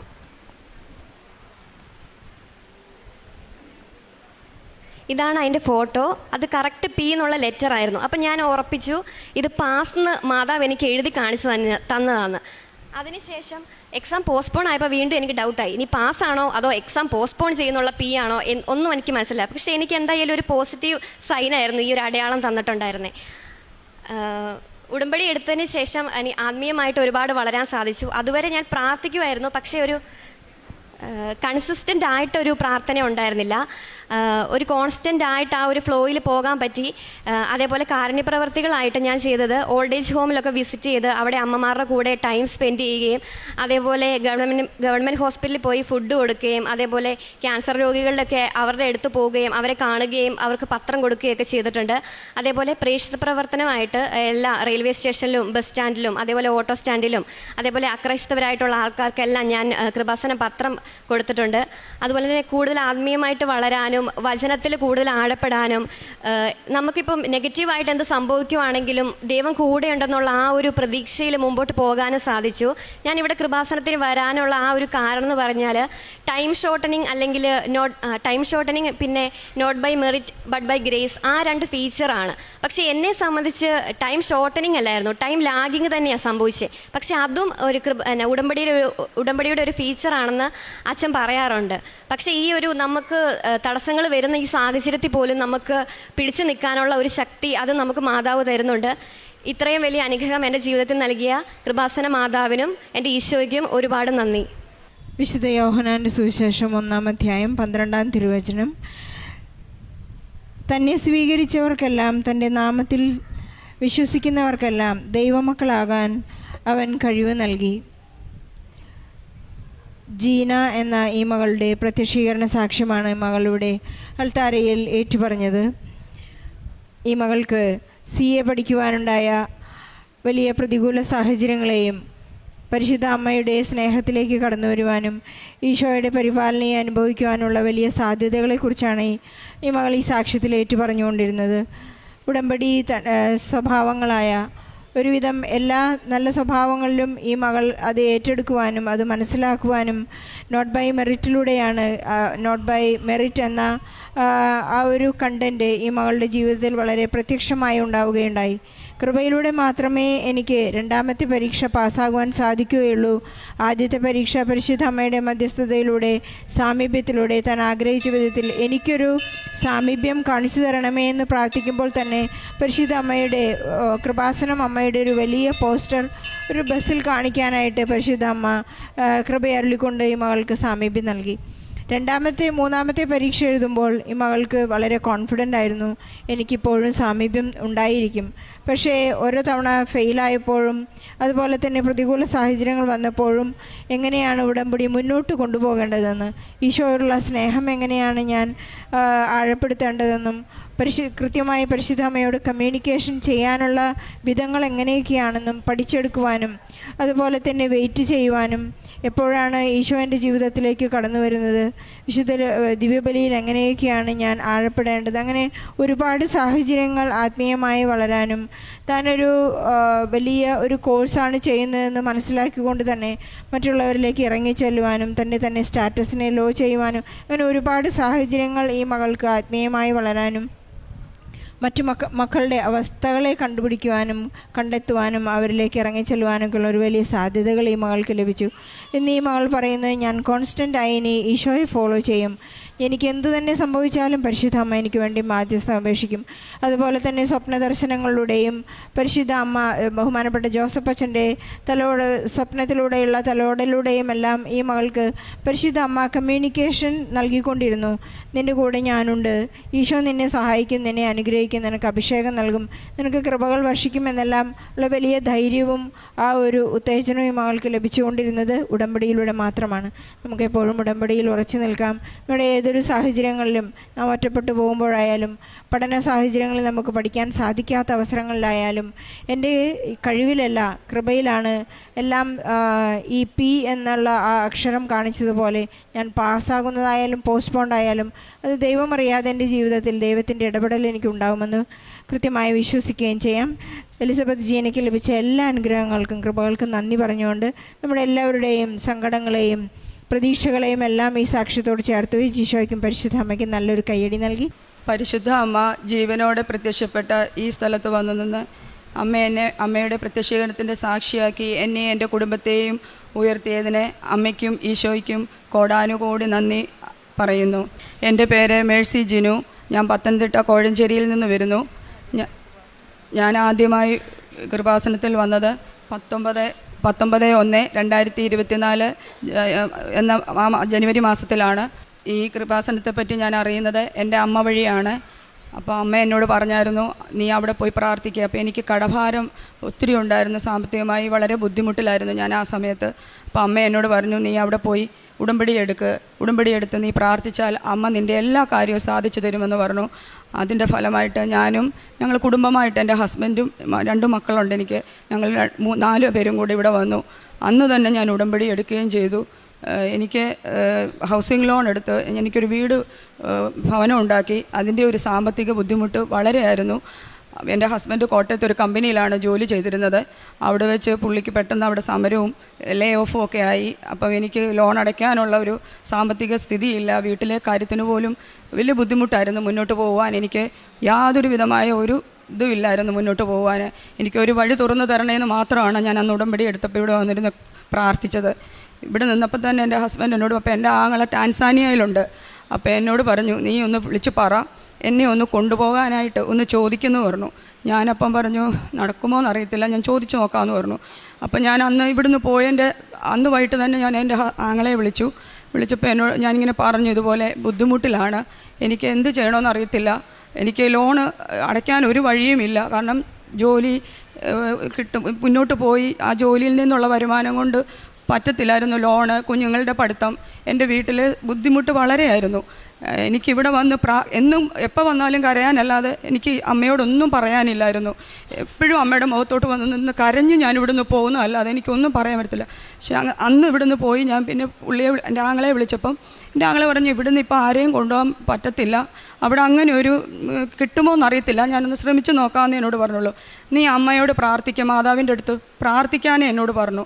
ഞാൻ അന്ന് തൊട്ട് നിരന്തരം എന്നും രാവിലെയും വൈകിട്ടും തിരികെത്തിച്ചു ഞാൻ എന്നും പ്രാർത്ഥിക്കുമായിരുന്നു അമ്മയോട്, അമ്മ ഒരു വഴി കാണിച്ച് എനിക്ക് തരണേ, എനിക്കിതല്ലാതെ വേറെ മാർഗ്ഗമില്ല മുന്നോട്ട് പോകുവാനായിട്ടെന്ന് പറഞ്ഞു. ഹസ്ബൻഡും ആകെ വളരെ വിഷമമായിരുന്നു, ഹസ്ബൻഡിനും ഒന്നും ആകാത്തതുകൊണ്ട്. പിന്നെ പുള്ളി എൻ്റെ ആങ്ങളെ ഒരു ദിവസം എന്നെ വിളിച്ചിട്ട് പറഞ്ഞു, നോക്കാം, എൻ്റെ വേറൊരു അടുത്തൊരു കമ്പനിയുണ്ട്, അവിടെ നോക്കാം, അവിടേക്ക് പോകാം പറ്റുമായിരിക്കുമെന്ന് പറഞ്ഞു. അവിടുത്തെ മാനേജർ പോയി പുള്ളി കണ്ടപ്പം ആ പുള്ളി പറഞ്ഞു, ഒരിക്കലും പുറത്തുനിന്ന്, അതായത് ഇന്ത്യയിൽ നിന്ന് ആരെയും കൊണ്ടുവരാൻ പറ്റത്തില്ല എന്നാണ് പറഞ്ഞത്. അപ്പം പുള്ളി പറഞ്ഞു ഓക്കേ എന്ന് പറഞ്ഞു. പുള്ളി തിരിച്ച് പുള്ളിയുടെ കമ്പനി വന്നു. എന്ത് ചെയ്യും, കാരണം ഞാനാണെങ്കിൽ കരഞ്ഞാണ് എപ്പോഴും എൻ്റെ ആങ്ങളെ വിളിക്കുന്നത്. എപ്പോഴും എനിക്ക് എന്തോ ചെയ്യണമെന്ന് അറിയത്തില്ല, കാരണം എൻ്റെ ഹസ്ബൻഡാണെങ്കിൽ ഒരു വേറൊരു രീതിയിലോട്ട് പോകാൻ, ആരോടും മിണ്ടാതെയും പറയാതെയും വേറൊരു രീതിയിലോട്ട് പുള്ളി പോകുമായിരുന്നു. എനിക്ക് എന്ത് ചെയ്യണമെന്ന് അറിയത്തില്ലായിരുന്നു. അങ്ങനെ നിന്ന അവസരത്തിൽ ഞാൻ 3 മാസം ഇവിടുത്തെ 90 ദിവസം, അമ്മ സമയച്ചുരുക്കത്തിൻ്റെ അമ്മയാണ്, അതിൽ ഞാൻ പൂർണ്ണമായിട്ട് വിശ്വസിക്കുന്നു. കാരണം അമ്മ എനിക്ക് വലിയ അനുഗ്രഹമാണ് അത് ചെയ്തത്. അവിടുന്ന് ഇവിടെ വന്നു ഞാൻ 2ാമത്തെ ഉടമ്പടി പുതുക്കി. അന്ന് വൈകിട്ട് ഞാൻ വീട്ടിൽ ചെല്ലുമ്പോൾ എൻ്റെ ആങ്ങളെ എന്നെ വിളിച്ചിട്ട് പറഞ്ഞു, എടി ഒരു ഇതുകൊണ്ട് നീ പാസ്പോർട്ട് പുള്ളിയുടെ എളുപ്പം ഇട്ട് തരാം എന്നോട് പറഞ്ഞു. ഞാൻ അത് പ്രകാരം പാസ്പോർട്ട് എളുപ്പം പുള്ളിയുടെ ഇട്ട് കൊടുത്തു. അപ്പോഴത്തേക്കും എന്നോട് പറഞ്ഞു, പ്രാർത്ഥിക്കുന്നേ, ഞാൻ ശ്രമിക്കുന്നുണ്ടെന്ന് പറഞ്ഞു. അപ്പോൾ എനിക്ക് ചെറിയൊരിതായി, കാരണം അമ്മ മാതാവ് എന്നെ കൈവിടത്തില്ലെന്ന് എനിക്ക് ഭയങ്കര പൂർണ്ണ വിശ്വാസമായിരുന്നു. ഞാൻ അവിടെ നിന്ന് കരഞ്ഞ് ഞാൻ പ്രാർത്ഥിച്ചു. പാസ്പോർട്ട് ഇവിടെ കൊണ്ടുവന്നും അവിടെ നിന്ന് ഞാൻ അമ്മയുടെ മുമ്പിൽ നിന്ന് ഞാൻ അവിടെ നിന്ന് തിരികെ എത്തിക്കുമ്പോൾ ഈ പാസ്പോർട്ട് കൈപ്പിടിച്ചാണ് ഞാൻ പ്രാർത്ഥിക്കുന്നത്. അമ്മ ഇടപെടണേ, എൻ്റെ പ്രശ്നത്തിന് അമ്മ പരിഹാരം കാണിക്കണേ എന്ന് പറഞ്ഞു. 2 ദിവസം കഴിഞ്ഞപ്പോഴത്തേക്കിന് പുള്ളി എന്നെ വിളിച്ചിട്ട് പറഞ്ഞു, അമ്മ സമയച്ചുരുക്കത്തിൻ്റെ അധികാരമുള്ള അമ്മയാണ്. അമ്മ എന്നോട്, എൻ്റെ ആങ്ങളെ എന്നെ വിളിച്ചിട്ട് എന്നോട് പറയുന്നു, എടി ഓക്കെയാണ്, ഞാനിവിടെ ഒരു പോസ്റ്റ് ഇല്ല, ആ പോസ്റ്റ് ഉണ്ടാക്കി എൻ്റെ ഹസ്ബൻഡിനെ കൊണ്ടുപോകാമെന്ന് പറഞ്ഞു. അവിടെ ആ പോസ്റ്റിൽ അങ്ങനെ ഒരിക്കലും ഇല്ല, സൂപ്പർവൈസർ എന്നും പറഞ്ഞാൽ അവിടെ ഒരു പോസ്റ്റ് ഇല്ല. ആ പോസ്റ്റ് ഉണ്ടാക്കി അമ്മ മാതാവ് വഴിയാണ് ഇത് കിട്ടിയ അനുഗ്രഹമാണിത്. അവിടുന്ന് ആ 2-3 ദിവസം കഴിഞ്ഞപ്പോഴത്തേക്കിനും എല്ലാം ഓക്കെ ആയി എന്നും പറഞ്ഞ് എന്നെ വിളിച്ചു. 2ാമത്തെ ഉടമ്പടി കഴിഞ്ഞ് 90 ദിവസം പൂർത്തിയാകുന്നുണ്ട്. അതായത് ആ 2 മാസത്തിനിടയ്ക്ക് പുള്ളിക്ക് എല്ലാം വളരെ പെട്ടെന്ന് ചെയ്ത് അങ്ങനെ ജൂലൈ മാസത്തിൽ പുള്ളി കയറി പോവുമായിരുന്നു. എൻ്റെ അമ്മയ്ക്കും ഈശോയ്ക്കും കോടാനുകോടി നന്ദി ഞാൻ പറയുന്നു. അതുമൂലം ഇപ്പം എൻ്റെ ലോണൊക്കെ അടഞ്ഞു പോകുന്നുണ്ട്. ഇപ്പം എൻ്റെ കൂടെ ഹസ്ബൻഡ് ഇല്ല, ഞാൻ തന്നെയാണ് ഇത് പറയാൻ വേണ്ടി വന്നത്. പിന്നെ എനിക്ക് കിട്ടിയ അനുഗ്രഹം, ഒരു 15 വർഷം മുൻപ് ഞങ്ങളെ ഒരാളെ സഹായിക്കാൻ, എൻ്റെ അടുത്ത വീട്ടിലെ ഒരാളെ സഹായിക്കാൻ വേണ്ടി പുള്ളിക്ക് വിദേശത്ത് പോകാൻ വേണ്ടി എൻ്റെ സ്വർണം കൊടുത്തു. എൻ്റെ ഹസ്ബൻഡ് സഹായിച്ചു. പിന്നെ അവരത് വഴക്കമായി, കേസായി. കാരണം എനിക്കത് അവർ തിരിച്ച് തരത്തില്ല. പുള്ളി അവരുപയോഗിച്ച് സാധനം ചോദിച്ച് ഞങ്ങൾ ചെല്ലുമ്പോഴൊക്കെയും അവർ തരാനുള്ള ഒരു കാണിക്കുന്നില്ലായിരുന്നു. അവസാനം എൻ്റെ ഹസ്ബൻഡ് പറഞ്ഞു, നീ അത് മറന്നേക്ക, ഇനി അത് കിട്ടത്തില്ല. അവരതിൻ്റെ ഇടയ്ക്ക് കേസ് കൊടുത്തു. കേസ് അത് വലിയൊരു ഇതായിപ്പോയി. 6-7 കൊല്ലം അതിൻ്റെ പുറകെ പുള്ളി സഹായിച്ചതാണ്. അവസാനം പുള്ളി 7 കൊല്ലത്തോളം അതിൻ്റെ പുറകെ നടന്നു. അത് കഴിഞ്ഞ് ആ കേസ് അവർ തന്നെ, ഞാൻ മാതാവിനോട് പ്രാർത്ഥിച്ച് അവർ തന്നെ ആ കേസ് പിൻവലിച്ചു. അത് കഴിഞ്ഞ് ഞാൻ 5ാമത്തെ ഉടമ്പടി ഇവിടെ പുതുക്കാനായിട്ട് ഞാൻ വരുമ്പം എൻ്റെ ഇത് കിട്ടത്തില്ല എന്നുള്ളൊരിതുള്ളതുകൊണ്ട് ഞാനിത് മറന്നിരുന്ന കാര്യമായിരുന്നു. അമ്മ ഇത് പെട്ടെന്ന് ഇവിടെ വന്ന്, ഞാൻ ഉടമ്പടിയിൽ അത് നിയോഗം എഴുതിയിട്ടില്ലായിരുന്നു. അവസാനം മാതാവിൻ്റെ അടുത്ത് വന്നപ്പോൾ എൻ്റെ ഉള്ളിൽ ഒരു ഉൾവിളി, അമ്മ മാതാവ് പറയുന്ന പോലെ എനിക്ക് ആരോ അത് പറഞ്ഞിരുന്നു, നീ അതെഴുത് 15 വർഷം മുൻപ് പോയ സ്വർണം നീ എഴുതി വെക്കുമെന്ന് എന്നോട് ആരോ പറയുന്ന പോലെ. ഞാൻ പെട്ടെന്ന് ആ താഴെ തന്നെ, എഴുതാൻ സ്ഥലമില്ല, അവിടെ ചുമ്മാ ഞാനൊന്ന് ആ നിയോഗം എഴുതി വെച്ചു. ആ ഉടമ്പടി എടുത്ത് ഞാൻ വീട്ടിൽ ചെന്നു. 3 ആഴ്ച കഴിഞ്ഞപ്പോൾ ആ പുള്ളിക്കാർ തന്നെ എൻ്റെ വീട്ടിൽ കൊണ്ടുവന്ന് ആ സ്വർണം എനിക്ക് തന്നു. അമ്മയ്ക്കും തിരുക്കുമാരനും കോടാനുകോടി ഞാൻ നന്ദി പറയുന്നു. എൻ്റെ അമ്മയാണ് എന്നെ ഈ വലിയ അനുഗ്രഹം എനിക്ക് തന്നതിന് കോടാനുകോടി ഞാൻ അമ്മയ്ക്ക് എത്ര നന്ദി പറഞ്ഞാലും പോരാ, അതുപോലെ ഞാൻ നന്ദി പറയുന്നു. അത് കഴിഞ്ഞ് എനിക്ക് ഉപ്പൂറ്റിക്ക് 2 വർഷത്തോളമായിട്ട് എനിക്ക് ഉപ്പൂറ്റിക്ക് സഹിക്കാൻ പറ്റാത്ത വേദനയുണ്ടായിരുന്നു. ഞാൻ പല ഡോക്ടർമാരെ കാണിച്ചു, ആയുർവേദം വരെയും പോയി ചെയ്തു, 3 മാസത്തോളം അത് ചെയ്തു. അങ്ങനെ എനിക്ക് അവസാനം ഒരു ഡോക്ടർ പറഞ്ഞു, ഓപ്പറേഷൻ അല്ലാതെ വേറൊന്നും ചെയ്യാൻ പറ്റത്തില്ല, കാരണം ഉപ്പൂറ്റിക്ക് എല്ല് വളരുകയാണ്, അത് ഇച്ചിരി നീളത്തിലുണ്ട്, അത് പൂർണ്ണമായിട്ടും അത് ഓപ്പറേഷൻ ചെയ്യാതെ പോകത്തില്ല എന്ന് പറഞ്ഞു. അതിന് മുമ്പേ ഡോക്ടർ ആ ഉപ്പുറ്റിക്ക് ഒരു ഇഞ്ചക്ഷൻ എടുത്തായിരുന്നു. അപ്പോൾ തൽക്കാല വേദനയെ മാറത്തുള്ളൂ, ഇതുകൊണ്ട് മാറത്തില്ല, ഓപ്പറേഷൻ തന്നെ ചെയ്യണമെന്ന് പറഞ്ഞു.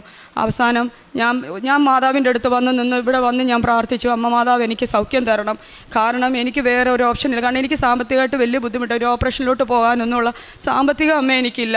ഞാനിവിടെ വന്ന് നിന്നും കരഞ്ഞു, അമ്മ എൻ്റെ വേദന എനിക്ക് മാറ്റി തരണം. ഞാൻ ഉടമ്പടി തൈലം നിരന്തരം കുരിശ് വരച്ച് ഞാൻ പുരട്ടി പ്രാർത്ഥിക്കാറുണ്ടായിരുന്നു. അതിൻ്റെ ഫലമായിട്ട് എനിക്ക് ഒരു ദിവസം ഞാൻ പോലും അറിയാതെ എൻ്റെ വേദന എനിക്ക് ഇല്ലാതെയാക്കി തന്ന അമ്മയ്ക്കും തിരുക്കുമാരനും ഞാൻ കോടാനുകോടി നന്ദി പറയുന്നു. ഇത്രയും അനുഗ്രഹങ്ങൾ എനിക്ക് തന്നു. അവസാനം എനിക്കൊരു ജോലി വേണമായിരുന്നു, കാരണം സാമ്പത്തികമായിട്ട് ഹസ്ബൻഡ് സാലറി കൊണ്ട് എനിക്ക് ലോൺ അടയ്ക്കണം, വീട്ടിലെ ഇതെല്ലാം കൂടെ ഒന്നും പോകത്തില്ല, പിള്ളേരുടെ പഠിത്തം. അവസാനം ഞാൻ അമ്മയോട് പ്രാർത്ഥിച്ചു, എനിക്കൊരു ജോലി വേണം അമ്മേ, എനിക്ക് എവിടെയെങ്കിലും ഒരു ജോലി കിട്ടിയപ്പം ഞാൻ അവിടെ ജോലി ചെയ്തുകൊണ്ടിരുന്നാൽ എനിക്കിവിടെ ഉടമ്പടിക്ക് വരാനോ എനിക്ക് അങ്ങനെയൊന്നും പറ്റത്തില്ലായിരുന്നു. ഞാൻ അപ്പോൾ അമ്മയോട് പറഞ്ഞു, അമ്മേ എനിക്ക് ഈ ജോലിയിൽ എനിക്കിവിടെ വരാനോ കൃപാസനത്തിൽ വന്ന് ഒരു ലീവ് കിട്ടുമോ ഒന്നുമില്ലായിരുന്നു. ഞാൻ അങ്ങനെ ആ ജോലിയിൽ പോയിക്കൊണ്ടിരുന്നപ്പോൾ എനിക്ക് ഒരു ആക്സിഡൻറ്റ് പറ്റിയപ്പം ഞാൻ 2 വീലറിനാണ് ജോലിക്ക് പോകുന്നതും വരുന്നതും. അപ്പോൾ അങ്ങനെ പോയ വഴിക്ക് ഒരു പട്ടി വന്നിടിച്ച് എനിക്കൊരു ആക്സിഡൻറ്റ് പറ്റി. ഞാൻ ഓർത്തു അന്ന് ഞാൻ തീർന്നു എന്നാണ് വിചാരിച്ചത്. പക്ഷേ എന്നെ അമ്മ മാതാവും തിരുക്കുമാരനും എന്നെ കൈകളിൽ വെച്ച പോലെ വണ്ടിയിൽ നിന്ന് ഞാൻ തെറിച്ചു പോയി. എനിക്കൊരു പോറൽ പോലും തമ്പുരാൻ തന്നില്ല. ശ്വാസം എനിക്ക് കുറച്ച് നെഞ്ചിടിച്ച റോഡിലോട്ട് ഞാൻ വീണത്. എനിക്ക് ശ്വാസം എടുക്കാൻ വയ്യായിരുന്നു. പെട്ടെന്ന് അവിടെ കൂടെ നിന്നവരെന്നെ മുത്തൂറ്റ് ഹോസ്പിറ്റലിൽ കൊണ്ട് അഡ്മിറ്റ് ചെയ്തു. അപ്പോൾ അവർ ICU കടത്തി. അവർ പെട്ടെന്ന് ICU കടത്തി. ഞാൻ എനിക്ക് കുഴപ്പമൊന്നുമില്ല, ആ ഒരാഴ്ച അവിടെ കടന്നുള്ളൂ. പക്ഷേ എനിക്ക് വേറൊരു പ്രശ്നങ്ങളൊന്നുമില്ലായിരുന്നു. അമ്മ എനിക്ക് അതിനകത്ത് വലിയ സൗഖ്യമാണ് എനിക്ക് തന്നത്. അത് കഴിഞ്ഞ് ആ ജോലിക്ക് പിന്നെ ഞാൻ പോയില്ല. അത് കഴിഞ്ഞ് ഞാൻ വീട്ടിലിരുന്ന് എനിക്ക് വളരെ വിഷമമായിരുന്നു, എനിക്കൊരു ജോലി വേണമെന്നുള്ളത്. വളരെ ഞാൻ പ്രാർത്ഥിച്ചു, ഞാൻ അമ്മയോട് പറഞ്ഞു എനിക്കൊരു ജോലി കൂടിയേ തീരൂ. ഇപ്പം എനിക്ക് 3 മാസമായി ഞാനൊരു ഹോട്ടലിൽ ഒരു ബില്ലിങ്ങിലെ മാനേജറായിട്ട് വർക്ക് ചെയ്യുവാണ്. അമ്മയ്ക്കും തിരുക്കുമാരനും എനിക്ക് ജോലി ലഭിച്ചത് അമ്മയുടെ അനുഗ്രഹവും തിരുക്കുമാരൻ്റെ അനുഗ്രഹവും കൊണ്ട് മാത്രമാണ്. അതിനും ഞാൻ ഈശോയ്ക്കും തിരുക്കുമാരനും അമ്മയ്ക്കും തിരുക്കുമാരനും ഞാൻ കോടാനുകോടി നന്ദി അർപ്പിക്കുന്നു. പിന്നെ പ്രേക്ഷിത പ്രവർത്തനം എന്ന് പറയുന്നത്, ഞാൻ ഗവൺമെൻറ് ഹോസ്പിറ്റൽ, ഇവിടുത്തെ കൃപാസന പത്രം ഞാൻ ഗവൺമെൻറ് ഹോസ്പിറ്റലിലാണ് കൊണ്ടു കൊടുക്കുന്നത്. അവിടെ ഓരോ രോഗികളുടെ അടുത്ത് ഞാൻ ഇവിടുന്ന് കുറച്ച് കാശ് രൂപവും വാങ്ങിച്ചുകൊണ്ട് പോകും. ഈ പത്രത്തിൻ്റെ കൂടെ ഞാൻ കാശ് രൂപവും ഞാൻ ഓരോ രോഗികളുടെ കയ്യിലും കൊടുക്കും. റൂമിൽ പോയി കണ്ട് അവരുടെ സങ്കടം കേൾക്കുകയും ഫുഡ് കഴിക്കാനില്ലാത്തവർക്ക് സാമ്പത്തികമായി സഹായം ഞാൻ ചെയ്യുകയും അങ്ങനെയാണ് ഞാൻ കാരുണ്യ പ്രവൃത്തി ചെയ്യുന്നത്. പിന്നെ ഫുഡ് മേടിച്ചു കൊടുക്കേണ്ടവർക്കാണ് ഞാൻ മേടിച്ചു കൊടുക്കുമായിരുന്നു. ഇപ്പം ഞാൻ ജോലി ചെയ്യുന്ന ഹോട്ടലിലായതുകൊണ്ട് ഒരുപാട് പേര് വിശന്ന് വരുന്നുണ്ട്. അപ്പം ഞാൻ അവർ കൊടുക്കത്തില്ലെങ്കിലും ഞാൻ എൻ്റെ കയ്യിൽ നിന്ന് പൈസ കൊടുത്താണെങ്കിലും ഞാൻ അവർക്ക് ഫുഡ് വാങ്ങി കൊടുക്കും. അങ്ങനെ ഞാൻ കാരുണ്യ പ്രവൃത്തി ചെയ്യുന്നത്. പിന്നെ അച്ഛൻ്റെ ധ്യാനം ഞാൻ ഒരു ദിവസം പോലും മുടങ്ങത്തില്ല. അവർ ഡെയിലി ബ്രെഡ് എനിക്ക് വളരെ അനുഗ്രഹമാണ്. അതിൽ അച്ഛൻ പറയുന്നത് പോലെ not by merit but by grace. ഇത് ഞങ്ങളുടെ കഴിവ് കൊണ്ടൊന്നുമല്ല, ദൈവത്തിൻ്റെയും അമ്മയുടെയും കൃപ കൊണ്ട് മാത്രം എനിക്ക് കിട്ടിയതാണ് ഈ അനുഗ്രഹങ്ങൾ. ഞാൻ ഈശോയ്ക്കും അമ്മയ്ക്കും ഒരിക്കൽ കൂടി നന്ദി പറഞ്ഞുകൊണ്ട് എൻ്റെ ഈ ചെറിയ സാക്ഷ്യം ഞാൻ നിർത്തും.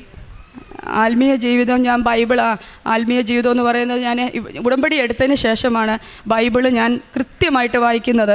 അതിനു മുമ്പ് ഞാൻ അരമണിക്കൂർ പോയിട്ട് ഒരു അധ്യായം അല്ലാതെ ഞാൻ കൂടുതൽ വായിക്കാറില്ലായിരുന്നു. ഉടമ്പടി എടുത്തതെന്നാണോ അന്ന് മുതൽ ഞാൻ 1 മണിക്കൂറെങ്കിലും ഇരുന്ന് ഞാൻ ബൈബിള് വായിക്കും. എനിക്കത് വലിയൊരു അനുഗ്രഹമാണ് അമ്മ മാതാവ് തന്നത്. കാരണം ഞാൻ ബൈബിള് അങ്ങനെ വായിക്കാറില്ലായിരുന്നു. ഈ ഉടമ്പടി ജീവിതത്തിൽ വന്ന അന്ന് മുതലാണ് അരമണിക്കൂർ എന്നുള്ളത് 1 മണിക്കൂറിന് മേളൊക്കെ ചിലപ്പം പോവും. എൻ്റെ മദറിൽ എന്നോട് പറയും എപ്പോഴും ഇരുന്ന് പ്രാർത്ഥനയാണെന്നാണ് പറയുന്നത്.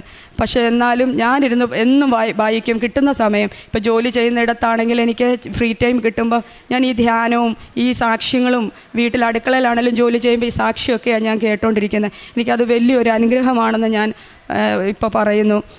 അമ്മയ്ക്കും ഈശോയ്ക്കും ഒത്തിരി നന്ദി പറഞ്ഞുകൊണ്ട് എൻ്റെ ഈ എളിയ സാക്ഷ്യം ഞാൻ നിർത്തുന്നു. ക്ഷീണിതരെ ഞാൻ ശക്തിപ്പെടുത്തും, ദുഃഖിതരെ ഞാൻ ആശ്വസിപ്പിക്കും. ജെറമിയ പ്രവാചകന്റെ പുസ്തകം 31-ാം അധ്യായം 25-ാം വചനമാണ്. നമ്മുടെ ജീവിതത്തിൽ പലപ്പോഴും ശാരീരികമായും മാനസികമായും ചിലപ്പോൾ ആത്മീയമായും നമ്മൾ ക്ഷീണിതരാണ്. ഒരുപക്ഷെ പ്രാർത്ഥനയിൽ തളരാം, ജീവിത പ്രശ്നങ്ങളിൽ കുടുങ്ങിപ്പോകാം. എന്നാൽ ദൈവം പറയുന്നത് നിന്റെ ക്ഷീണം ഞാൻ മാറ്റും, നിന്റെ ശൂന്യത ഞാൻ നീക്കുമെന്നാണ്. ഉടമ്പടി മക്കളുടെ ജീവിതത്തിൽ മരിയൻ ഉടമ്പടി ഒരു ആത്മീയ സമർപ്പണമാണ്. നമ്മുടെ ക്ഷീണം, ദുഃഖം, കടബാധ്യത, ഭവനമില്ലായ്മ, ജോലിയില്ലായ്മ, ഇങ്ങനെയൊക്കെയുള്ള ശൂന്യതകളെല്ലാം ദൈവത്തിന് സമർപ്പിക്കുന്ന ഒരു വലിയ പദ്ധതിയാണ് ഉടമ്പടി. പരിശുദ്ധ അമ്മ വഴി ദൈവകൃപയാണ് നമുക്ക് ലഭിക്കുന്നത്.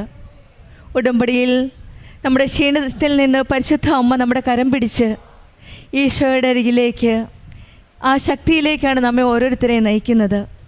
ദൈവമേ എനിക്ക് കഴിയില്ല എന്ന് പറയുമ്പോൾ നീ എന്നിൽ നിറയ്ക്കണമേ, നീ എനിക്ക് വഴി തുറന്നു തരണമേ എന്ന് പ്രാർത്ഥിക്കുമ്പോൾ നമ്മുടെ ഹൃദയത്തിൽ ഒരു സമാധാനം നൽകുന്നത് പരിശുദ്ധ അമ്മ പ്രത്യക്ഷപ്പെട്ട ഈ ആലയത്തിൽ വന്ന് പ്രാർത്ഥിക്കുമ്പോഴാണ്. മരിയൻ ഉടമ്പടി വിശ്വാസത്തിൻ്റെ ഒരു പുതുക്കലാണ്, ഒരു റിന്യൂവലാണ്. നമ്മുടെ ദുഃഖങ്ങൾ അറിയുന്ന ദൈവമാണ് നമ്മുടെ കൂടെയുള്ളത്. നമ്മെ ആശ്വസിപ്പിക്കുന്ന ഒരമ്മയാണ് കൃപാസനം അമ്മ. ജീവിതത്തിൽ നമ്മൾ നേരിടുന്ന ദുഃഖങ്ങൾ, പ്രിയപ്പെട്ടവരുടെ നഷ്ടവും രോഗവും ബുദ്ധിമുട്ടുകളും ജീവിത കുടുംബ പ്രശ്നങ്ങളുമെല്ലാം, നമ്മുടെ ഏകാന്തതയെല്ലാം, ജീവിതത്തിൽ നമുക്ക് ബുദ്ധിമുട്ടുകൾ ഏറുമ്പോൾ പരിശുദ്ധ അമ്മയുടെ സന്നിധിയിൽ വന്ന് ഉടമ്പടിയിൽ നമ്മുടെ ദുഃഖങ്ങൾ ഭാരങ്ങളെല്ലാം സമർപ്പിക്കുമ്പോൾ പരിശുദ്ധ അമ്മ കൃപാസനം അമ്മയുടെ ഇടപെടലിലൂടെയാണ് ദൈവകൃപ ലഭിക്കുന്നതും സമാധാനവും സന്തോഷവും കൃപയും അനുഗ്രഹവും കരുണയും ലഭിക്കുന്നത്. ഉടമ്പടി ജീവിതം കൂടുതൽ വിശ്വസ്തയോടെ, കൂടുതൽ വിശ്വാസത്തോടെ, കൂടുതൽ ആത്മാർത്ഥതയോടെ നമുക്ക് മുന്നോട്ട് നയിക്കാം. മേഴ്സി ജൂനിയൻ കുടുംബത്തിന് ലഭിച്ച എല്ലാ അനുഗ്രഹങ്ങൾക്കും നമ്മൾക്ക് കരങ്ങളടിച്ച് ദൈവത്തെ മഹത്വപ്പെടുത്താം.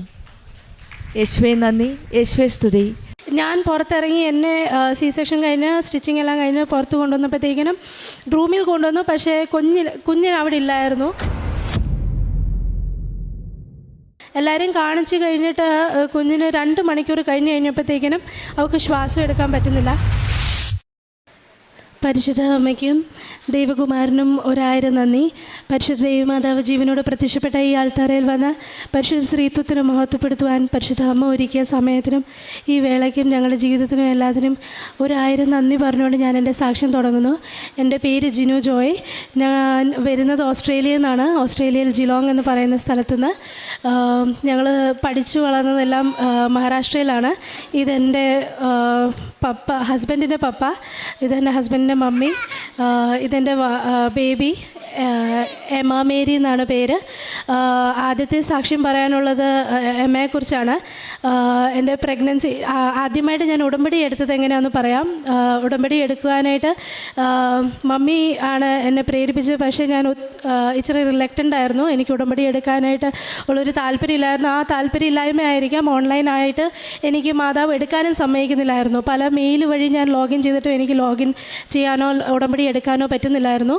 പക്ഷേ ഉടമ്പടി ധ്യാനങ്ങൾ കേട്ടുകൊണ്ടിരിക്കുമായിരുന്നു. അപ്പം ഡെലിവറിക്ക് മുമ്പുള്ള ഫെബ്രുവരി 15-ാം തീയതിയുള്ള ഉടമ്പടി ധ്യാനം ആ സമയത്തുണ്ടായിരുന്നു. അതിനകത്ത് അച്ഛൻ പ്രത്യേകമായി പറഞ്ഞത് ഉടമ്പടിയിൽ ലഭിക്കുന്ന സംരക്ഷണത്തെക്കുറിച്ചാണ്. അപ്പോൾ എനിക്കൊരു പ്രേരണ തോന്നി ഉടമ്പടിയിലെ സംരക്ഷണം. കാരണം ഡെലിവറിയാണ്, ജീവൻ്റെ മീൻസ് ഇതാണ്. അത് കാരണം ഞാൻ സംരക്ഷണത്തിന് വേണ്ടിയാണ് ഉടമ്പടി എടുത്തത്. അന്ന് എനിക്ക് ഉടമ്പടി എടുക്കാനും പറ്റി. എൻ്റെ ഒരു ചേച്ചി പറഞ്ഞത് കാരണം അന്ന് ഞങ്ങൾ എടുക്കുകയും, സനിയ ചേച്ചി എന്ന് പറയുന്ന ചേച്ചി പറഞ്ഞാണ് എടുക്കുകയും ഞങ്ങളങ്ങനെ ഉടമ്പടി എടുക്കാൻ പറ്റി എനിക്ക് ആദ്യമായിട്ട്. അങ്ങനെ എടുത്തു. ഫെബ്രുവരി 15-ന് ഉടമ്പടി എടുത്തു. ഫെബ്രുവരി 27-നായിരുന്നു ഡെലിവറി പ്ലാൻ ചെയ്തത്. പ്ലാൻഡ് C-സെക്ഷൻ ആയിരുന്നു. എനിക്ക് ജസ്റ്റേഷണൽ ഡയബറ്റീസ് ഉണ്ടായിരുന്നു. ബാക്കി ഒരു കോംപ്ലിക്കേഷൻസും ഒന്നും ഇല്ലായിരുന്നു. എല്ലാം നോർമലായിട്ടായിരുന്നു പൊയ്ക്കൊണ്ടിരുന്നത്. അപ്പം ഡെലിവറി കയറ്റി. ഡെലിവറി നോർമലായിരുന്നു. ഞാൻ ഇവൾ കരഞ്ഞത് ഞാൻ കേട്ടു. ബേബി 3.2 kg വെയിറ്റ് ഉണ്ടെന്നും പറഞ്ഞു. എല്ലാം നോർമലായിരുന്നു. എല്ലാവരും ഭയങ്കര സന്തോഷത്തിലിരിക്കുകയായിരുന്നു. അപ്പോൾ പക്ഷേ ഞാൻ പുറത്തിറങ്ങി എന്നെ C-സെക്ഷൻ കഴിഞ്ഞ് സ്റ്റിച്ചിങ് എല്ലാം കഴിഞ്ഞ് പുറത്ത് കൊണ്ടുവന്നപ്പോഴത്തേക്കിനും റൂമിൽ കൊണ്ടുവന്നു. പക്ഷേ കുഞ്ഞിന് അവിടെ ഇല്ലായിരുന്നു. എല്ലാവരും കാണിച്ച് കഴിഞ്ഞിട്ട് കുഞ്ഞിന് 2 മണിക്കൂർ കഴിഞ്ഞപ്പോഴത്തേക്കിനും അവൾക്ക് ശ്വാസം എടുക്കാൻ പറ്റുന്നില്ല. അവൾ ഫുള്ളി ബ്ലൂ ആയി ടേൺ ആയി. അങ്ങനെ ഇമ്മീഡിയറ്റ്ലി സിസ്റ്റേഴ്സിൻ്റെ സെൻറ്റ് ആൻസ് ഹോസ്പിറ്റൽ എന്ന് പറയുന്ന ഹോസ്പിറ്റലാണ്. അപ്പം സിസ്റ്റേഴ്സ് പെട്ടെന്ന് അവളെ ആംബുലൻസിൽ മെറ്റർണിറ്റി ഹോസ്പിറ്റലിൽ നിന്ന് ചിൽഡ്രൻസ് ഹോസ്പിറ്റലിലേക്ക് കൊണ്ടുപോയി.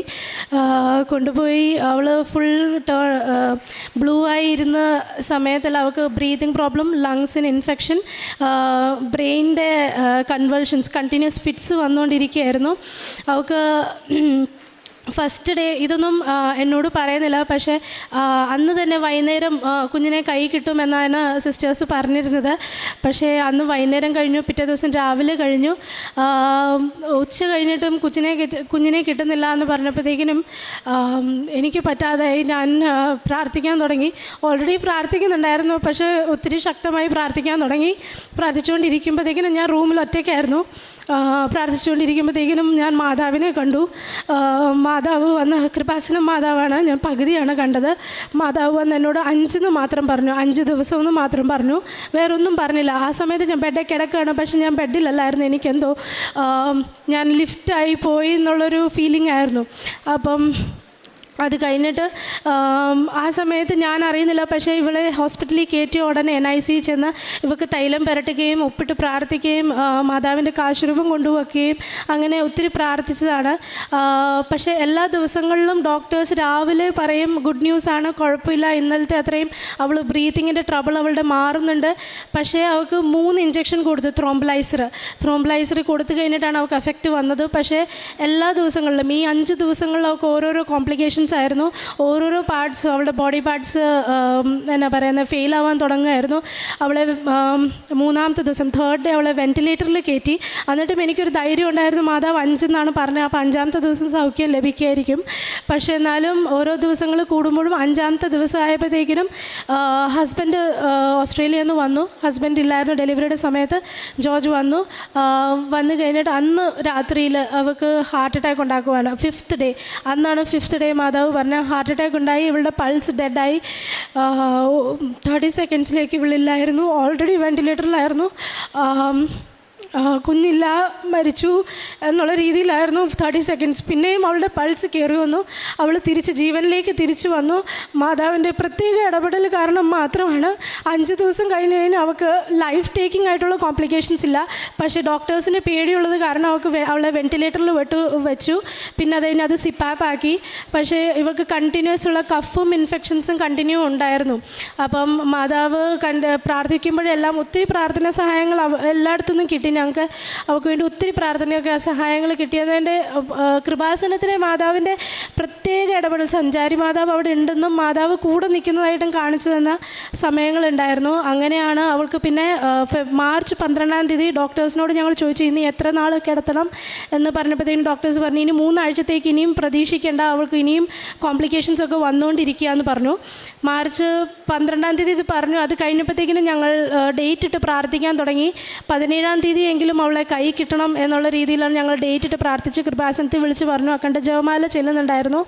അങ്ങനെ കറക്റ്റ് മാർച്ച് 17 ആയപ്പോഴത്തേക്കിനും അവളെ വെൻറ്റിലേറ്ററിൻ്റെ സിപ്പാപ്പാക്കി. സിപ്പാപ്പിൽ നിന്ന് ഞങ്ങളുടെ ഓക്സിജൻ സപ്പോർട്ട് മാറ്റി എൻ്റെ കൈ തന്നു. അന്ന് ഞാൻ NICUയിൽ വെച്ച് ഇവർക്ക് പാല് കൊടുത്തു. ഫസ്റ്റ് ടൈം ഫീഡ് കൊടുത്തത് മാർച്ച് 17-നാണ്. മാതാവിൻ്റെ ടൈം ഷോർട്ടനിങ് ആയിട്ടുള്ള ഡേറ്റ് ഇട്ട് പ്രാർത്ഥിക്കുന്നതിൻ്റെ ഒരു ഇതാണ് ആ മാർച്ച് 17 എന്നുള്ള സംഖ്യയിട്ട് ഞങ്ങൾ പ്രാർത്ഥിച്ചത്. അങ്ങനെ 18-ാം തീയതി അവളെ ഡിസ്ചാർജ് ICUയിൽ നിന്ന് മാറ്റുമെന്ന് പറഞ്ഞു. റൂമിലേക്ക് 19-ാം തീയതിയാണ് മാറ്റിയത്, മാർച്ച് ഔസേപ്പിതാവിൻ്റെ ദിവസം. എന്നിട്ട് 20-ാം തീയതി അവളെ ഡിസ്ചാർജ് ചെയ്തു. ഇത് ഒരിക്കലും സംഭവിക്കാൻ പറ്റത്തില്ല. കാരണം ഡോക്ടേഴ്സിന് ഇപ്പോഴും എക്സ്പ്ലെയിൻ ചെയ്യാൻ പറ്റത്തില്ല ഇവൾ എങ്ങനെ രക്ഷപ്പെട്ടതെന്ന്. കാരണം അത്രയും കോംപ്ലിക്കേഷൻസ് ആയിരുന്നു. ഇവളുടെ MRI ഡിസ്ചാർജിൻ്റെ ദിവസം എടുക്കണമെന്ന് പറഞ്ഞു. ഞങ്ങൾ ഇവിടുന്ന് ആംബുലൻസിലാണ് അവൾക്ക് ഓക്സിജൻ സപ്പോർട്ട് കൊടുത്ത് വേറൊരു ഹോസ്പിറ്റലിൽ പോയി MRI എടുത്തത്.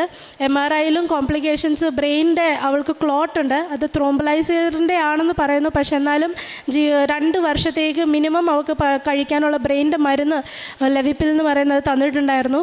പക്ഷേ ഡോക്ടേഴ്സിൻ്റെ നെക്സ്റ്റ് ഫോളോ അപ്പിൻ്റെ സമയത്ത് അവളുടെ എല്ലാ എന്താ പറയുക ഡോക്ടേഴ്സിൻ്റെ എല്ലാം പ്രതീക്ഷയ്ക്ക് അപ്പുറമായിട്ട് ഇവൾക്ക് ഒരു കുഴപ്പമില്ല. ഇവളുടെ EEG നോർമലായി, ഇവളുടെ ബാക്കി കോംപ്ലിക്കേഷൻസ് എല്ലാം നോർമലായി. ഇവൾക്ക് ഒരു മരുന്ന് പോലും എടുക്കേണ്ടതെന്ന് അന്ന് തന്നെ 2 വർഷമെന്ന് പറഞ്ഞതാണ് മിനിമം. അന്ന് തന്നെ ഇവളുടെ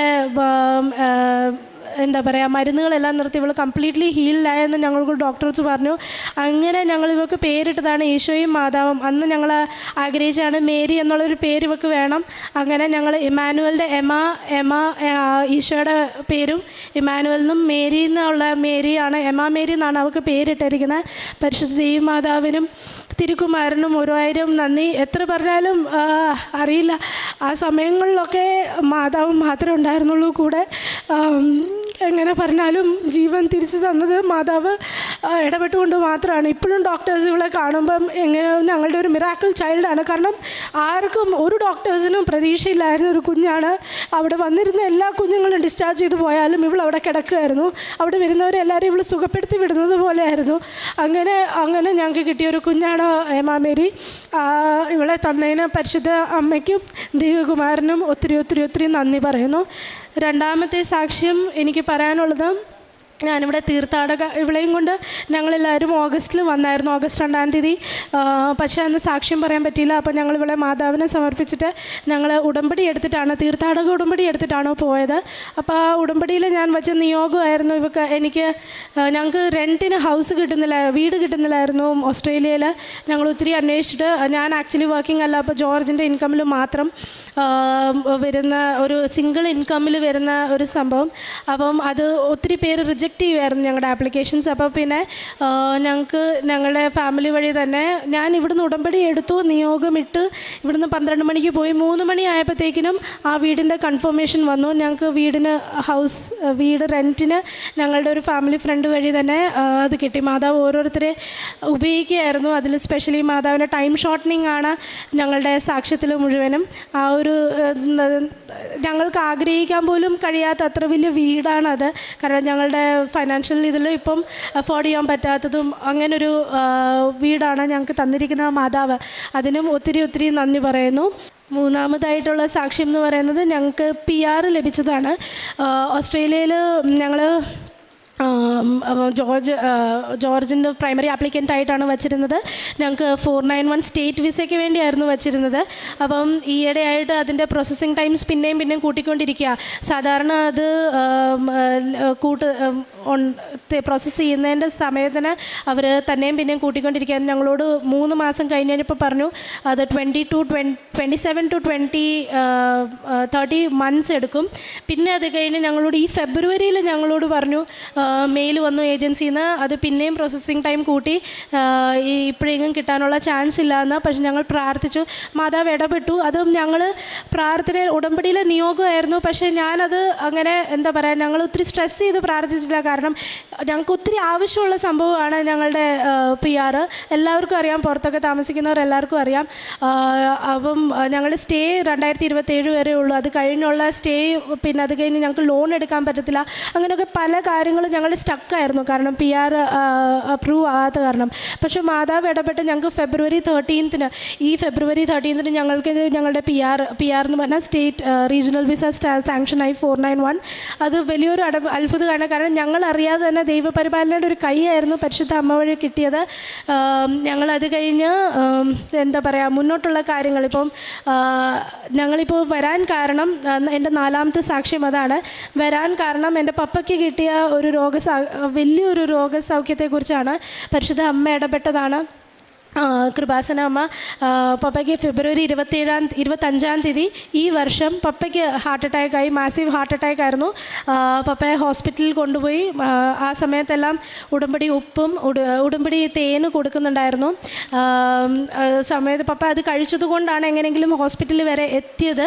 നടന്നു പോയതാണ് പപ്പ. അങ്ങനെ ഹോസ്പിറ്റലിലെത്തി. അവിടുന്ന് ഡോക്ടർ ECG എടുത്തപ്പം കംപ്ലീറ്റ്ലി അബ്നോർമലാണ്. ഇത് ഇവിടെ മാസീവായിട്ട് ഹാർട്ട് അറ്റാക്ക് വരികയാണ്, ഈ ഗേറ്റ് പോലും കടക്കുമെന്ന് ഞങ്ങൾക്ക് ഡൗട്ടുണ്ട് എന്നുള്ള രീതിയിലാണ് മമ്മിയും പപ്പയും പറഞ്ഞു വിട്ടത് വലിയ ഹോസ്പിറ്റലിലേക്ക്. ഞങ്ങളുടെ വീടിനടുത്തുള്ള ഒരു ഹോസ്പിറ്റലാണ്. അപ്പോൾ ആ ഹോസ്പിറ്റലിലേക്ക് പോകുന്ന വഴിക്ക്, ആ ഡോക്ടറിൻ്റെ കാറിൽ തന്നെയാണ് കയറ്റി വിട്ടത്. ഹോസ്പിറ്റലിലേക്ക് പോകുന്ന വഴിക്ക് പപ്പയ്ക്ക് ഛർദിലുണ്ടായി. അങ്ങനെ പപ്പ ഹാർട്ട് അറ്റാക്ക് പപ്പ പോവുമായിരുന്നു. പക്ഷേ എന്തോ മാതാവിൻ്റെ ഇടപെടൽ കാരണം ഫുൾ ഡോക്ടേഴ്സിൻ്റെ ടീം അന്ന് അവിടെ റെഡിയായിരുന്നു. വാതിക്കൽ തന്നെ പല ഇടപെടൽ കാരണം, പല കാര്യങ്ങൾ മാതാവ് അറേഞ്ച് ചെയ്യുന്നത് കാരണം ഡോക്ടേഴ്സിൻ്റെ ടീം റെഡിയായിരുന്നു. പപ്പേനെ ഇമ്മീഡിയറ്റ്ലി CCUലേക്ക് കൊണ്ടുപോയി. പപ്പയ്ക്ക് ഷോക്ക് കൊടുത്തു. പക്ഷേ ഷോക്ക് കൊടുത്തുകൊണ്ടിരിക്കുന്ന സമയത്ത് പപ്പയ്ക്ക് 3-4 അറ്റാക്ക് വന്നു. അപ്പം അതിൻ്റെ ഇടയ്ക്ക് പപ്പയ്ക്ക് പപ്പയുടെ പൾസ് ഡെഡായി. പപ്പ ഇല്ലായിരുന്നു 1 മിനിറ്റത്തേക്ക് എന്നാണ് പറയുന്നത്. അവർ ഡോക്ടേഴ്സ് പുറത്ത് വന്ന് ഡിക്ലെയർ ചെയ്യാനിരിക്കുകയായിരുന്നു പപ്പ മരിച്ചു എന്നുള്ള രീതിയിൽ. പക്ഷേ മാതാവ് അവിടെയും ഞങ്ങൾക്ക് വേണ്ടി ഇടപെട്ട് ഞങ്ങൾക്ക് ജീവൻ തിരിച്ചു തന്നു. ഉടമ്പടിയുടെ സംരക്ഷണമാണ് അവിടെയും കിട്ടിയത്. ഞാൻ ഓസ്ട്രേലിയയിൽ അറിഞ്ഞുകൊണ്ട് ഉടനെ ഞാൻ ഉടമ്പടി തിരി കത്തിച്ച് വെച്ച് പ്രാർത്ഥിക്കുമായിരുന്നു. അതിൽ പ്രാർത്ഥിച്ചുകൊണ്ടിരിക്കുമ്പോഴാണ് മാതാവ് തിരിയുടെ നാളത്തിൽ ഹാർട്ട് ആയിട്ട് കാണിച്ചു തന്നു. ഞാനതിവിടെ കാണിക്കാം.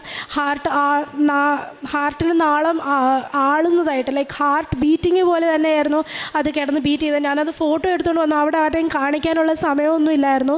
ഇമ്മീഡിയറ്റ്ലി ഞങ്ങൾക്ക് അവിടെ നിന്ന് ഇറങ്ങണമായിരുന്നു. കാരണം പപ്പ അത്രയും ക്രിട്ടിക്കലായിരുന്നു. ഇവിടെ നിന്നെല്ലാം ഫോൺ വിളിച്ച് പറഞ്ഞു. അങ്ങനെ ഞങ്ങൾ അവിടുന്ന് ഇറങ്ങി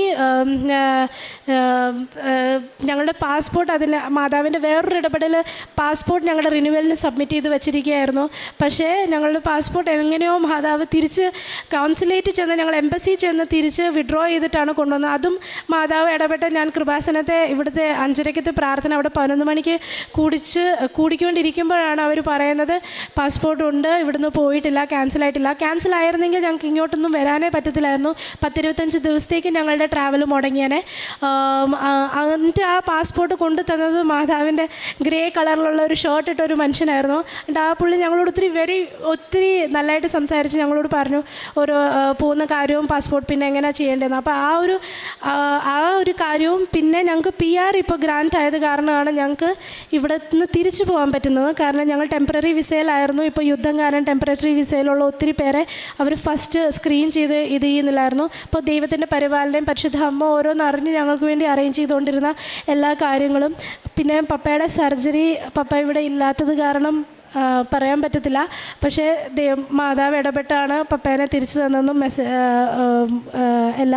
എല്ലാത്തിനും പപ്പയുടെ ജീവൻ തിരിച്ചു തന്നതിനും സർജറി സക്സസ്ഫുൾ ആയതിനും എല്ലാം ഒത്തിരി നന്ദി പറയുന്നു. പരിശുദ്ധ മാതാവിനും തിരുക്കുമാരനും ഞങ്ങളെ പ്രത്യക്ഷീകരണത്തിന് സാക്ഷിയായി ഉയർത്തിയതിനും ഒത്തിരി നന്ദി പറയുന്നു. കാരുണ്യ പ്രവർത്തികളായിട്ട് രോഗികളെ സന്ദർശിക്കുന്നുണ്ട്, വിശ്വാസം പകർന്നു കൊടുക്കുന്നുണ്ട്. വിശ്വാസമില്ലാത്തവർക്ക് സാമ്പത്തികമായിട്ട് രോഗികളെ സഹായിക്കുന്നുണ്ട്. പിന്നെ ഞങ്ങൾക്ക് അവിടെ ഒരു ചാരിറ്റി ഉണ്ട്. ആ ചാരിറ്റിയിൽ എപ്പോഴും ഞങ്ങൾ പോകാറുള്ളവരാണ്. മീൻസ് അവിടെ ഓർഫൻസ് ആയിട്ടുള്ള പേഷ്യൻസ് ആണുള്ളത്. അവരെല്ലാവർക്കും പോയി ശുശ്രൂഷിക്കാനൊക്കെ ഞങ്ങൾ പോകാറുണ്ട്. പിന്നെ ആത്മീയ ജീവിതമായിട്ട് വിശുദ്ധ കുർബാന, കുമ്പസാരം മാസത്തിലൊരിക്കലാണ്. പിന്നെ വിശുദ്ധ കുർബാന ഓൾമോസ്റ്റ് എല്ലാ ദിവസവും ഞങ്ങൾ പോകാൻ ട്രൈ ചെയ്യാറുണ്ട്. പിന്നെ ബൈബിൾ വായന, ഞങ്ങൾ ഒത്തിരി ശുദ്ധീകരിക്കുന്ന സമയമായിരുന്നു ഇതെല്ലാം. അതിലെല്ലാം ഈശോയോടൊക്കെ ഒത്തിരി അടുക്കാനും മധ്യസ്ഥ പ്രാർത്ഥന ഒത്തിരി നടത്തി പ്രാർത്ഥിക്കുവാനും ഞങ്ങൾക്ക് ദൈവം അനുഗ്രഹം തന്നിട്ടുണ്ട്. അങ്ങനെ ആത്മീയമായിട്ട് ഒത്തിരി ദൈവത്തെ വിട്ട് ഒരു സമയം, അല്ലെങ്കിൽ ഞാൻ പണ്ട് ഒരു സ്ഥലത്ത് നിന്ന് മറ്റുള്ള സ്ഥലത്തേക്ക് പോകുമ്പോൾ എനിക്ക് ആത്മീയ ജീവിതം ഒത്തിരി ഡിസ്റ്റർബ് ആവുമായിരുന്നു. അതൊന്നും ഡിസ്റ്റർബ് ആവാതെ ഉടമ്പടിയിലായതുകൊണ്ട് മാത്രമാണ് എനിക്ക് പ്രാർത്ഥന കണ്ടിന്യൂ ചെയ്യാൻ പറ്റുന്നത്. അതിനും പിന്നെ പ്രേക്ഷിത പ്രവർത്തനവും എല്ലാത്തിനും പരിശുദ്ധ അമ്മയ്ക്കും ദൈവകുമാരനും പ്രത്യേകമായി കൃപാസനം എന്ന സ്ഥാപനത്തിനും എല്ലാത്തിനും ഒത്തിരി ദൈവത്തെ മഹത്വപ്പെടുത്തുന്നു. നന്ദി. ഉയരത്തിൽ നിന്ന് കൈനീട്ടി അവിടുന്ന് എന്നെ പിടിച്ചു, പെരുവെള്ളത്തിൽ നിന്ന് അവിടുന്ന് എന്നെ പൊക്കിയെടുത്തു. സങ്കീർത്തനം 18-16 വചനമാണ്. ദൈവം തൻ്റെ ജനത്തെ പ്രയാസങ്ങളുടെയും ബുദ്ധിമുട്ടുകളുടെയും പ്രതിസന്ധികളുടെയും നടുവിൽ നിന്ന്, ആഴങ്ങളുടെ ഇടയിൽ നിന്ന് രക്ഷിക്കുന്ന ഒരു ദൈവമാണ്. ആഴമുള്ള വെള്ളം ഒരുപക്ഷെ നമ്മുടെ ജീവിതത്തിലെ ദുരിതങ്ങളും ദുഃഖങ്ങളും പ്രത്യാശയില്ലാത്ത സാഹചര്യങ്ങളും പ്രതീക്ഷയില്ലാത്ത സമയങ്ങളുമാവാം. ആ സമയങ്ങളിലാണ് ദൈവം നമ്മെ കൈനീട്ടി പിടിക്കുന്നത്. ഉടമ്പടി ഒരു വലിയ ആത്മീയ വിശ്വാസ ബന്ധമാണ്. ചിലപ്പോൾ ജീവിതത്തിൽ നാം ആഴമുള്ള പെരുവെള്ളത്തിൽ വീഴാം. പക്ഷെങ്കിൽ ഉടമ്പടി വിശ്വാസമാണ് നമ്മെ വീണ്ടും പിടിച്ചുയർത്തുന്നത്. പരിശുദ്ധ അമ്മ ജീവനോടെ പ്രത്യക്ഷപ്പെട്ട ഈ ആലയത്തിൽ വന്ന് പ്രാർത്ഥിക്കുമ്പോൾ, കൃപാസന അമ്മയാണ് നമ്മളോടൊപ്പം ഉടമ്പടി എടുത്ത് പ്രാർത്ഥിക്കുമ്പോൾ നമ്മെ ഉയർത്തുന്നത്, നമ്മളെ കരം പിടിച്ച് ഈശോയിലേക്ക് നയിക്കുന്നത് പരിശുദ്ധ അമ്മയാണ്. പരിശുദ്ധ അമ്മ ദൈവത്തോടുള്ള പ്രാർത്ഥനയിൽ നമ്മെ നയിക്കുകയും നമ്മുടെ ജീവിതത്തിലെ ഓരോ ബുദ്ധിമുട്ടുകളിലും പ്രതിസന്ധികളിലും തരണം ചെയ്യുവാനായിട്ട് അമ്മയാണ് നമ്മുടെ കൂടെ നിൽക്കുന്നത്. അങ്ങനെയുള്ള ഒരു വലിയ സാക്ഷ്യമാണ് ജീനു ജോയ് എന്ന മകൾ നമ്മളോട് സാക്ഷ്യപ്പെടുത്തിയത്. ഈ മകളുടെ ജീവിതത്തിൽ ഏറ്റവും വലിയ ഒരു പ്രതിസന്ധിയിൽ കൂടെ കടന്നുപോയപ്പോൾ കൊച്ചുമകൾ ഈ ബേബിയുടെ കാര്യമാണ് മകൾ സാക്ഷ്യപ്പെടുത്തിയത്. ഉടമ്പടിയിൽ വിശ്വാസപൂർവ്വം പ്രാർത്ഥിച്ചപ്പോൾ ആദ്യം പറഞ്ഞത് ഈ കുട്ടിയുടെ ശരീരം മുഴുവനായിട്ട് ബ്ലൂ ആയി പോയി. പിന്നീട് ഒത്തിരി വലിയ ബ്രീതിങ് ട്രബിളും ബോഡിയാകെ പെയിലായിപ്പോയി. പെട്ടെന്ന് ജനിച്ചപ്പോഴേ ട്രാൻസ്ഫർ ടു ദ NICUയിലേക്കാണ്. ലങ്സ് ഇൻഫെക്ഷൻ ഉണ്ടായിരുന്നു. പിന്നെ മാതാവ് തന്നെയാണ് ഈ മകൾക്ക് 5 കാണിച്ചു കൊടുത്തത്. 5-ാമത്തെ ദിവസം രോഗം സൗഖ്യപ്പെടുമെന്ന് ഇവർ പ്രതീക്ഷിച്ച് വിശ്വസിച്ചു. പക്ഷെങ്കിൽ അന്നൊരു ഹാർട്ട് അറ്റാക്ക് ആകുകയായിരുന്നു. സഞ്ചാരി മാതാവ് വീണ്ടും ഈ മക്കളുടെ ജീവിതത്തിൽ ഇടപെടുകയായിരുന്നു. പിന്നീട് ഇവർ മാർച്ച് 17 എനിക്ക് എങ്ങനെയെങ്കിലും ഈ കുട്ടിയെ കയ്യിൽ ലഭിക്കണമേ എന്ന് പ്രത്യക്ഷീകരണപ്പെട്ട കൃപാസന അമ്മയോട് പ്രാർത്ഥിച്ചതിൻ്റെ ഫലമായിട്ട് 17 എന്ന ഡേറ്റ് ഇട്ടതിൽ 7 എന്ന നമ്പറുണ്ട്, അമ്മയുടെ ഡേറ്റാണ്. അതിന് പ്രകാരം വിശ്വാസത്തോടെ പ്രാർത്ഥിച്ച് ഉടമ്പടി വസ്തുക്കൾ ഉപയോഗിച്ചതിൻ്റെ ഫലമായിട്ട് മാർച്ച് 17-ാം തീയതിയാണ് ഈ മകളെ അമ്മയുടെ കയ്യിലേക്ക് കൊടുക്കുന്നത്. ഡോക്ടേഴ്സ് പറഞ്ഞത് കാണ്ട് എക്സ്പ്ലെയിൻ എന്നാണ്. കാരണം ഇത് എക്സ്പ്ലെയിൻ ചെയ്യാത്ത ഒരു രീതിയിലാണ് പരിശുദ്ധ അമ്മ ഇവരുടെ ജീവിതത്തിൽ ഇടപെടുകയും ഈ മകൾ ഇമേനെ അമ്മയുടെ കയ്യിൽ സുരക്ഷിതമായിട്ട് കംപ്ലീറ്റ് ഹീൽഡായിട്ട് കൊടുക്കുകയും ചെയ്തത്. പിന്നീട് ഈ മകൾ പറഞ്ഞത് ഒരു റെൻറ്റ് ഹൗസിന് വേണ്ടി ഓസ്ട്രേലിയയിൽ ശ്രമിച്ചു, അത് കിട്ടി. PR-ന് വേണ്ടിയിട്ട് സമയച്ചുരുക്കത്തിൻ്റെ അമ്മയാണ് ഇവരുടെ ജീവിതത്തിൽ ഇടപെട്ട് എല്ലാ കാര്യങ്ങളും 2 വർഷം കഴിഞ്ഞു കിട്ടാവുന്ന PR-ആണ് 1 വർഷത്തിനുള്ളിൽ അവിടെ ഈ സമയച്ചുരുക്കത്തിൻ്റെ അമ്മയാണ് ഇടപെട്ടത്. ആ മകളുടെ പ്രൊസീഡിങ്സ് എല്ലാം എത്രയും പെട്ടെന്ന് നടക്കുവാനും 2 വർഷത്തിനുള്ളത് 1 വർഷം സമയച്ചുരുക്കത്തിൻ്റെ അമ്മ നടത്തി കൊടുക്കുകയും ചെയ്തത്. ഇവിടെയെല്ലാം പരിശുദ്ധ അമ്മയുടെ സാന്നിധ്യമാണ്. പ്രാർത്ഥനയിൽ മെഴുകുതിരിയിൽ അമ്മയുടെ സാന്നിധ്യം മനസ്സിലാക്കാൻ സാധിക്കും. ഹാർട്ടിൻ്റെ രൂപത്തിൽ അവിടെയും അമ്മ സാന്നിധ്യം വെളിപ്പെടുത്തി കൊടുക്കുകയായിരുന്നു. ഈശോയിലും അമ്മയിലും വിശ്വാസത്തോടെ നമ്മൾ വിശ്വാസം ഉറപ്പിച്ച് പ്രാർത്ഥിക്കുമ്പോൾ ഉയരത്തിൽ നിന്ന് കൈനീട്ടി വിളിക്കുന്ന ഒരു ദൈവമാണ് നമ്മുടെ കൂടെയുള്ളതെന്നാണ് ഉടമ്പടി മക്കളുടെ വിശ്വാസം. പെരുവെള്ളത്തിൽ നിന്ന് നമ്മെ പൊക്കിയെടുക്കുന്ന ഒരു ദൈവമാണ്, നമ്മെ സംരക്ഷിക്കുന്ന ഒരു അമ്മയാണ് നമ്മുടെ കൂടെയുള്ളത്. ഈ അമ്മയുടെയും ഈ ദൈവത്തിൻ്റെയും കൂടെയാണ് നമ്മൾ ജീവിതയാത്ര, ഉടമ്പടി യാത്ര തുടരുന്നത്. നമ്മുടെ ജീവിതത്തിലെ എല്ലാ പ്രശ്നങ്ങളിലും പ്രതിസന്ധികളിലും വിശ്വാസത്തോടെ തീഷ്ണതയോടെ ഉടമ്പടി ജീവിതം മുന്നോട്ട് നയിക്കാൻ നമുക്ക് ശ്രമിക്കാം. നമ്മുടെ ജീവിതത്തിൽ നാം മുങ്ങിപ്പോകുന്ന നിമിഷങ്ങളിൽ ദൈവത്തിൻ്റെ കരങ്ങൾ നമ്മെ പിടിക്കുവാൻ നീട്ടിത്തരണമേ എന്ന് നമുക്ക് പ്രാർത്ഥിക്കാം. ഉടമ്പടി ജീവിതം ദൈവത്തിൻ്റെ കൈപിടിച്ച് നടക്കുന്നത് ഒരു കൃപയാണ്. കാരുണ്യവാനായ ദൈവം നമ്മുടെ ജീവിതത്തിലെ ആഴങ്ങളിൽ നിന്ന് നമ്മെ ഉയർത്തട്ടെ എന്ന് പ്രാർത്ഥിക്കാം. ജീനു ജോയ്ക്കും കുടുംബത്തിന് ലഭിച്ച ഈ വലിയ ദൈവാനുഗ്രഹം, പ്രത്യേകിച്ചും ഈ രോഗസൗഖ്യത്തിന് നമുക്ക് കരങ്ങളടിച്ച് ദൈവത്തെ മഹത്വപ്പെടുത്താം. യേശുവേ നന്ദി, യേശുവേ സ്തുതി.